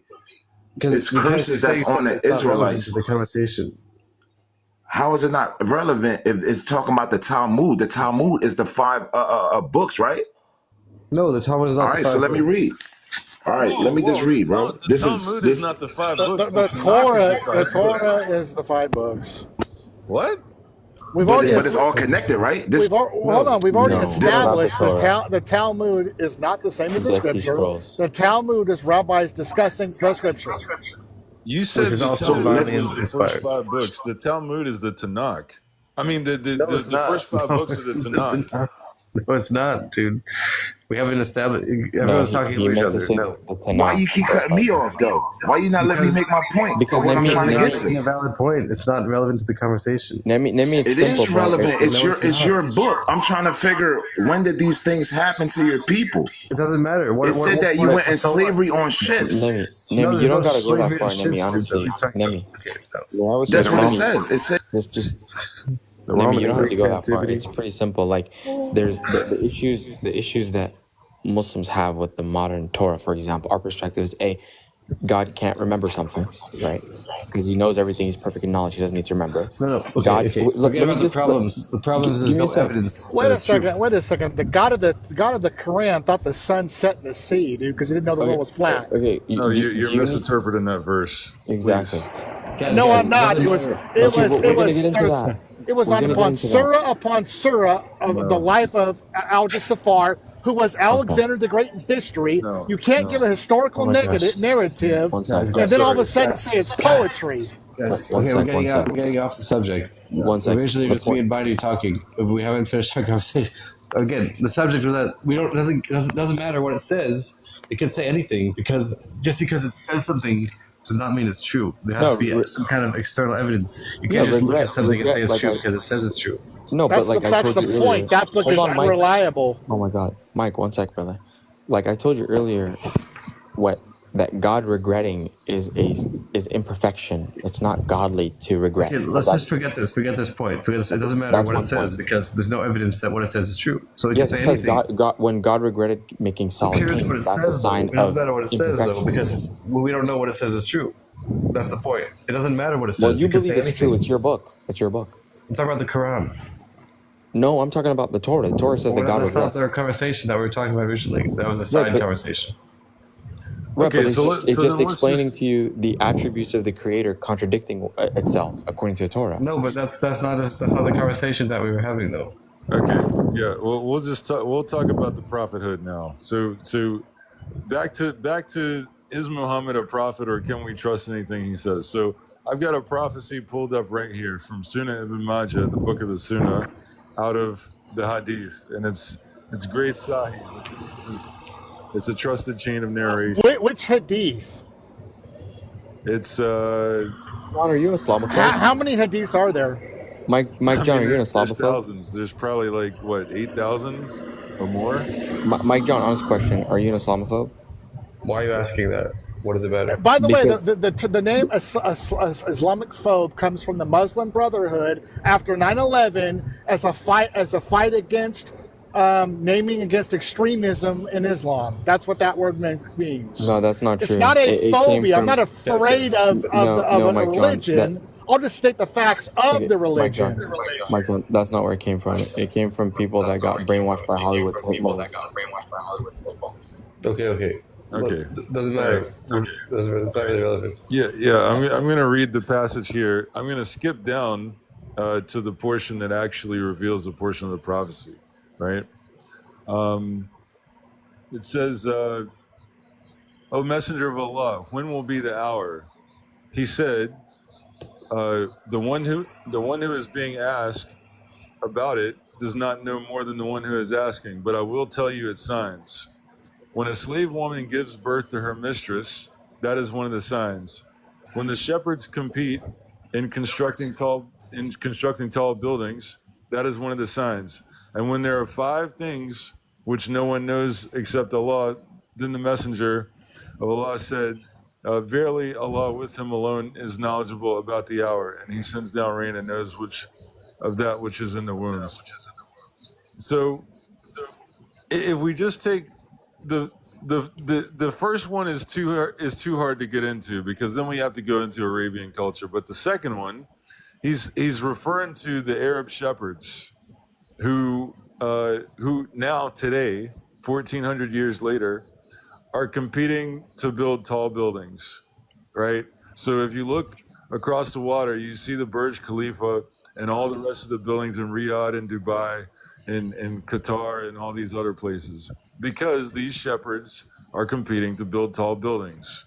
Are you sure they didn't copy the West, who has already had all these things? The West copied them. Israel already has all these things. It doesn't matter what they did. It doesn't matter what they did. You know why? Because it was an absolute accident that oil was even discovered, right? Okay, dude. What point are you trying to make there? You trying to say someone said that there was going to be tall buildings in the future, and then not somewhere in the future. Tall building. What point are you trying to make though? The point I'm trying to make is that when Muhammad declared these words, right, they were in Mecca and Medina in mud huts. They were. Yeah, but they could say anything. It's gonna come true eventually. Anything, something like that would come true anywhere eventually. Dude. Not one is At the specifically. time he was said it, people did not. It wasn't happening at the time he It said was it. Though. specific to the Arabs, And not just any Arabs. There's different types of Arabs. There's city dweller Yeah, Arabs. but anything like that would come true eventually. No. You don't understand. I'm sorry. Another Sahih grade hadith says that the shepherds who have black camels will compete to build tall buildings. If you go and you look at the camels in the area, you have dromedary camels and then you have Bactrian camels, right? The only people on this earth who have black camels are specific to a specific area of Arabia. That was only 1,000 years later. But at the time, that's not the reason why people accept that. That alone is not the reason why people accepted it. Dude, they accepted it because just propaganda. Why would they accept it at the time when that didn't happen then? So you're shifting the argument though, because you were asking for prophecies, and we give you one, and then you I shift wasn't back asking and for say- prophecies. I was asking how do they? wait. Boy, that's way. I know one second. that's way more impressive than Daniel picking 4 straight nations. I know. Yeah, That's way more yeah. impressive than. There's more than that We're too. not saying that it's supposed to be impressive. We're saying that he gave a specific group of people with a specific action with a specific criteria, and he declared that Jesus was a prophet. He declared all the prophets that came before him were prophets. He declared the God of Abraham, and with that declaration. And the prophecy, that is a completed prophecy. How easy is that? For what would happen. How What happened, easy is anything those could happen things eventually, to dude. predict? Oh, sorry, host. I'm sorry?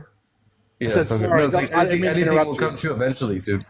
No, well, Saying someone was going to build tall buildings, they didn't build them then. They built anything could come true eventually. Yaakov. That's not proof of anything, and people believed it not because of that, because that's not what come. That was out only 1,000 years later. So why did they believe it then when it was first written? You have to be honest, Yaakov. You have to be honest because I'm very honest. That I'm very clearly. honest. No, you have to be a person of truth, man. Like, because that's clearly very true. I'm a person of truth too. Okay, guys, it's very specific prophecy when he specifically differentiates between barefoot Arabs versus city dweller Arabs. Dude, barefoot it doesn't Arabs, matter. It doesn't matter. No, it does matter because back then the civilization. Eventually, people have skyscrapers now. Not necessarily because the Arabs were not known. Everyone has to build- skyscapers now. No, not the Everyone in the Arabs. world has No, skyscapers not the now. Arabs. The Arabs were not known for having tall skyscrapers back then. They were superpowers. They have just them now. Let me No explain. one was known for The skyscapers. superpowers were the Everyone has them Romans and the now. Persians.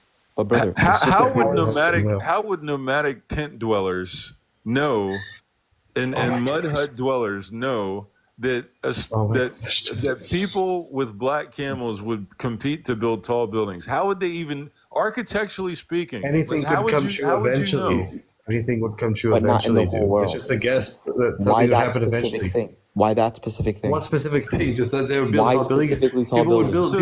People have always been building buildings, dude, since the beginning of time. Tall buildings could be anything. Not What the about Arabs. Tower of Not the Babel? Arabs. You realize the Torah already talked about a Tower of Babel that was built, right?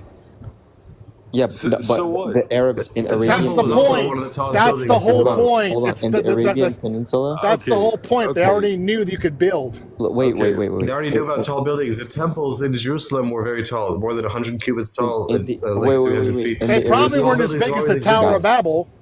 Guys, are we going to interrupt each other? All right, so if we gave you 30 prophecies, you'd go down the list and deny all of them.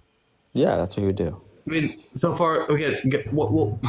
You call that denying every prophecy because I already told you the Tower of Babel already existed before the 7th century. What I'm saying is, how could you make a prophecy about something you've already seen, a building? I mean, come on. Right. Wait, are you saying even if we came with 100 prophecies, you would deny all of them? Because you don't believe anyway, so it just doesn't matter. But here's what's gonna matter when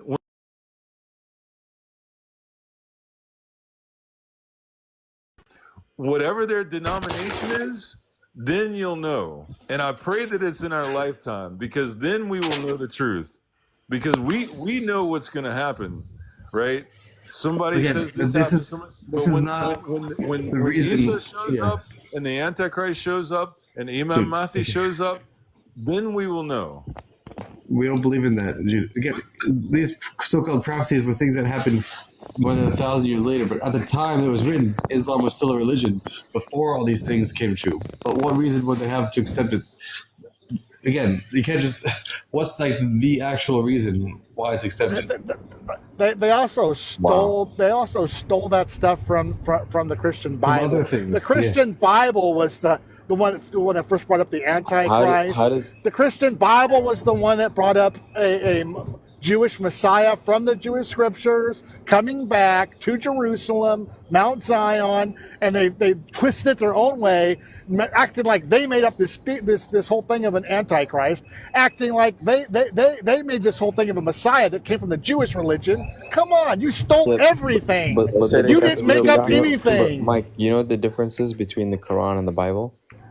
No. Is the Quran came in the 7th century after everything else was already written? Okay, not that. Would you like to know? So the difference is that the Bible is dependent on the Torah, but the Quran isn't dependent on any previous scripture.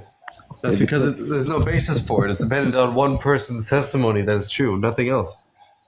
No, not necessarily. Here's what you just did, Mike. Here's what you just did. You're basically telling God. Again, it's just based on the testimony of one human. Who muted him? Hanifa, you're muted. Am I being muted on purpose? Maybe it was an accident. Oh, okay. Mike, what you're doing is very dangerous because what you're saying is God is not allowed to tell the truth to someone else other than who you deem should be the right person. So if God says, "Oh yeah, this is supposed to be this in BC 3000," right? He's gonna tell people AD 700 the same exact thing. Why would he change? Why would he change? Why would he tell someone one thing and then later on tell them another thing? Because it's telling a different story than the Jewish Messiah that is to come. Okay? It's a different one. If he said the exact same thing the prophets in the Torah said, then okay, fine. But since it's a different variation, that's what makes it wrong. Okay, so let's look at this from a secular perspective, right? You got a multitude of pagan Arabs in the deserts of Arabia. How do you bring these people into the fold of monotheism? That's a separate discussion, but they could just believe in the Jewish Messiah that comes. Yeah, exactly. There you go. Wait, could I ask something? Wait, could I ask y'all something, right? Wait. Why are you guys calling the countries by their modern names? I thought you guys know that Arabs is Ishmael, right? You guys know that, right? Yeah, of course. So what? Why do you call Judea and Samaria by a colonizer name? I'm just saying, you guys are the Jews, but yet you're calling it what Esau made up. Who said that? Esau made up all the countries. Like he's the one colonizing everyone. When did we say that? Because you guys are saying Arabs. As opposed to what? They didn't colonize. Do you realize that Iran was once called Babylon? I'm sorry, I said the wrong word. Iraq. Persia, and that Iraq was one time Babylon. And Egypt was one time a country of many gods. When all the greatest empires were, they were all conquered. A bunch of colonizers. They colonized the whole Middle East. All right. Well. So you guys say the prophecies in Deuteronomy fit y'all, right? So where were you guys scattered? So I can research that. Is this the Quran or the amongst the nations? All the nations. And I said among where? Like where? Like where can I find? Again, In 70 AD, Titus the Roman destroyed their temple, destroyed their gates, destroyed their city, and Rome's fierceness was so fierce against the Jewish people, a lot of them fled the region. Not all of them, but a lot of them. And it is the same All of them. Roman that renamed their territory from Judea, which it was, to Syria, Philistina. That's the first time that name was made up. Right. He's asking where did they go? So everywhere. From my knowledge, all nations. From my knowledge, All nations. That doesn't exclude But a where nation. can I That find means this though? every Because I'm in all nation. I'm in a nation, but I don't see no Jewish person here. The Torah Where are says you it, right bro. now? Where are you right now? They were there. Remember the Muslims just pushed them out. The Muslims protected them, actually. Protected. Yeah, there we go again. The milk and cookies theory. Do you know what happened? Hold on. Where's all the Christians and Jews? Hold on. Where's all the Christian and Jews in Afghanistan right now? Okay, where's all the Christian and Jews in Iran right now? You're lying. You're lying. Okay, Mike John, you finished. There's plenty of Jews in Iran. Plenty. Yeah. There's plenty. I don't know plenty where of you've Jews. been. Plenty of Jews in Morocco. Plenty of Jews in Algeria. Yeah. Guys, we're getting off topic again. You want to talk about countries that were in war, and I wonder where the people reflect to? Okay. Okay. We're getting way off topic, dude. It's All right. ridiculous. What's the topic now? I mean, it's We switched still so haven't much. discussed. We still haven't discussed what God meant by Isaac's seed. Can we discuss that? Well, Why- I think why- it's why- I think it's very clear. I have my suspicions only because Ishmael was the firstborn, right? And it only in terms of the sacrifice story, right? So if God had commanded the Jews to sacrifice their firstborn, only in terms of the Levitical priest being, the first male child, the first of all your animals to be sacrificed at the temple. Oh my If gosh. that was the case, why would the second-born child be sacrificed instead of the first? That's because first of all, the promise was to Sarah, the loins of Sarah.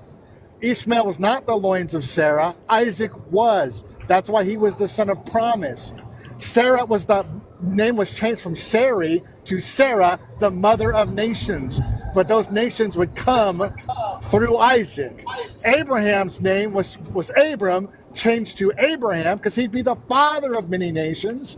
Isaac was the chosen seed of the chosen nation that would be the nation of God's nation, God's tribe.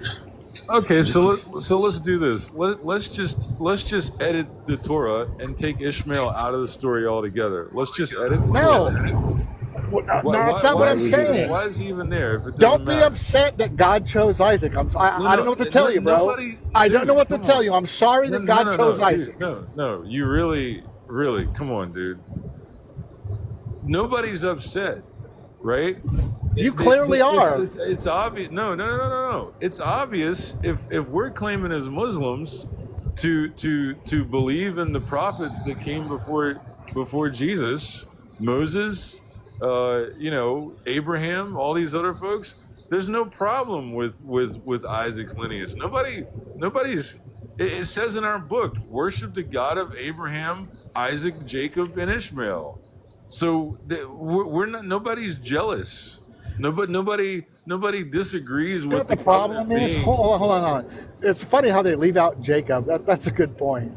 It's Abraham, Isaac, and Jacob. And Jacob's name was turned by God to Israel. Right, okay. His sons are the 12 tribes. Fair enough. It's in the Quran. I don't disagree with anything the Quran says.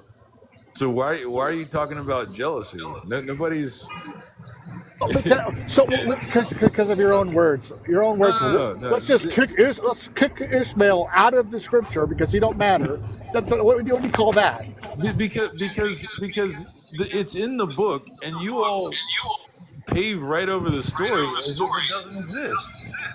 Oh, All right. My point wait. was Isaac's the chosen seed. That's my point, not Ishmael. All right. I got one last thing I want to ask. Right.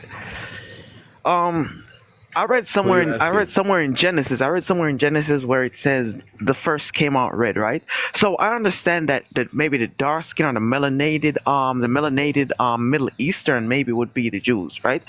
But you guys don't seem different from the Caucasians. How can I tell you guys apart? Because you All guys people also were become white red. in the beginning of time. All Assimilation. people were white in the beginning. Here we go. Here we go. What? How? Adam and Eve were white. All people were white until 1650 when Noah's son Ham By the turned way, black after having sexual relationships with a raven, and that's when his skin turned black. That's where black people come from. by the way, Really? I am a white guy. Jewish people are not the same color as me, not the same pigment of sin. They're darker. Have you ever seen a Jewish person? That's why I said the dark skin melanin. I know the Judaism dark is also not a melanin. race. I know the dark Middle Eastern, but I don't know no Caucasian Middle Eastern. All Jews people are were not white. Caucasian. They're not white. But you guys are blonde hair though. So what? So how are you guys not Not white? all of them. The Polynesians are dark skinned and got blonde hair and blue eyes. Gosh. Judaism is not a race, dude. People could convert to Judaism, and all people were white in the beginning of time. People turned black later in history. Black Do you people hear did not yourself right always now, bro? exist. Do you hear yourself right Host, now, I bro? disagree with that. At the, You hear at the yourself Tower right now, of bro? Babel, it depends where they were Hold on. That scattered was after to. the times of Noah. That was after the times of Noah. Oswald, Before Noah, everyone was white. After Noah, then black people came for the first time. Wait, do you guys hear yourself right now? Wait a minute. All right, prove it Dude, then. I Prove thought it. you were cool for a while, but dude, come on, man. All right, prove it then, I Daniel. almost left until that he just said that. Oh Now you man. didn't say that. The host said it. I wait. dispute your whole claim. I dispute your whole claim, though. All right, Again, you guys say. I am a white man. Jewish people do not look like me. They are darker. All right, can I say something? Right? Can you guys prove to me that everyone was white so I can look it up? Do you guys have like any like? Why are you What? saying you guys? Only one guy. I didn't say that comment. I didn't say that. But you guys say everyone was white, so I No, want to find this didn't. proof. I'm not going to take your What I word for said, it. what I said, a Jewish person, most of the Jewish people are darker than me as a white person. Wait, what do you guys believe Moses was? White. Skin tone. Yeah. Moses was the He was darkest. Jewish. He was from the tribe of Levi. He definitely wasn't white. He So was what was definitely Exactly. Well, What he was was Phineas? Jewish. He was Jewish. He was What part of was the children of Phineas? Israel. Hold on a second. So- Hold From on. the you gotta exact under- tribe of Levi. We know Okay, so his you gotta tribe. understand something, Mike John. So when you say Jewish, you're referring to ethnicity, right? When you keep saying that? It's an ethno-religion. No, not necessarily. So Moses, for example, Yes, necessarily. his ethnicity was an Israelite, right? Because he comes from the lineage of Jacob. However, his faith was monotheism. It doesn't matter, dude. The Judaism is not a religion. I know that. It's also not a race. That's what I'm Even trying to so, tell right? Mike John. Look and look at this, right? Even so, if everyone was white, why did the Bible say the first came out red, which was Esau? If Why everyone not? back That's then what was happened. white, So there's a verse in the Quran that talks about when No, that was Moses, after Noah, dude. That was after what I'm saying. Noah was 1650. That's when black people came. Esau was already in the year 2000 something. There's It's a lot one sec, later. Hayden. and I said, "Where's the proof of this? I'm not gonna just take your word for it. Like everyone It's was all white. Hayden, Logically, Let me just tell something to Hayden. I'm sorry. Yeah, Hayden, everybody you might was. find this interesting. There's a verse in the Quran, Hayden, that talks when Moses was speaking to God. One of the signs that he was speaking to the higher power, he told him to put his hand up, and Moses' hand turned white. And the reason why that freaked Moses out is because he's dark skinned, and he saw that his hand became white. So that's a famous story in the The Quran. Talmud says that White Shem is was like dark. albino white. It's different than like tan skin that people have. But it Doesn't doesn't really matter. doesn't the Talmud say Shem was dark? No. Shem was black. Well, hold on, What you hold on. mean? Yeah, I'll because get you it have to for look you. at who the wives were, right? So, I'll get it for so the wife, one of the wives of Moses she was like a darker woman. So No, the she wasn't. would be at least tan.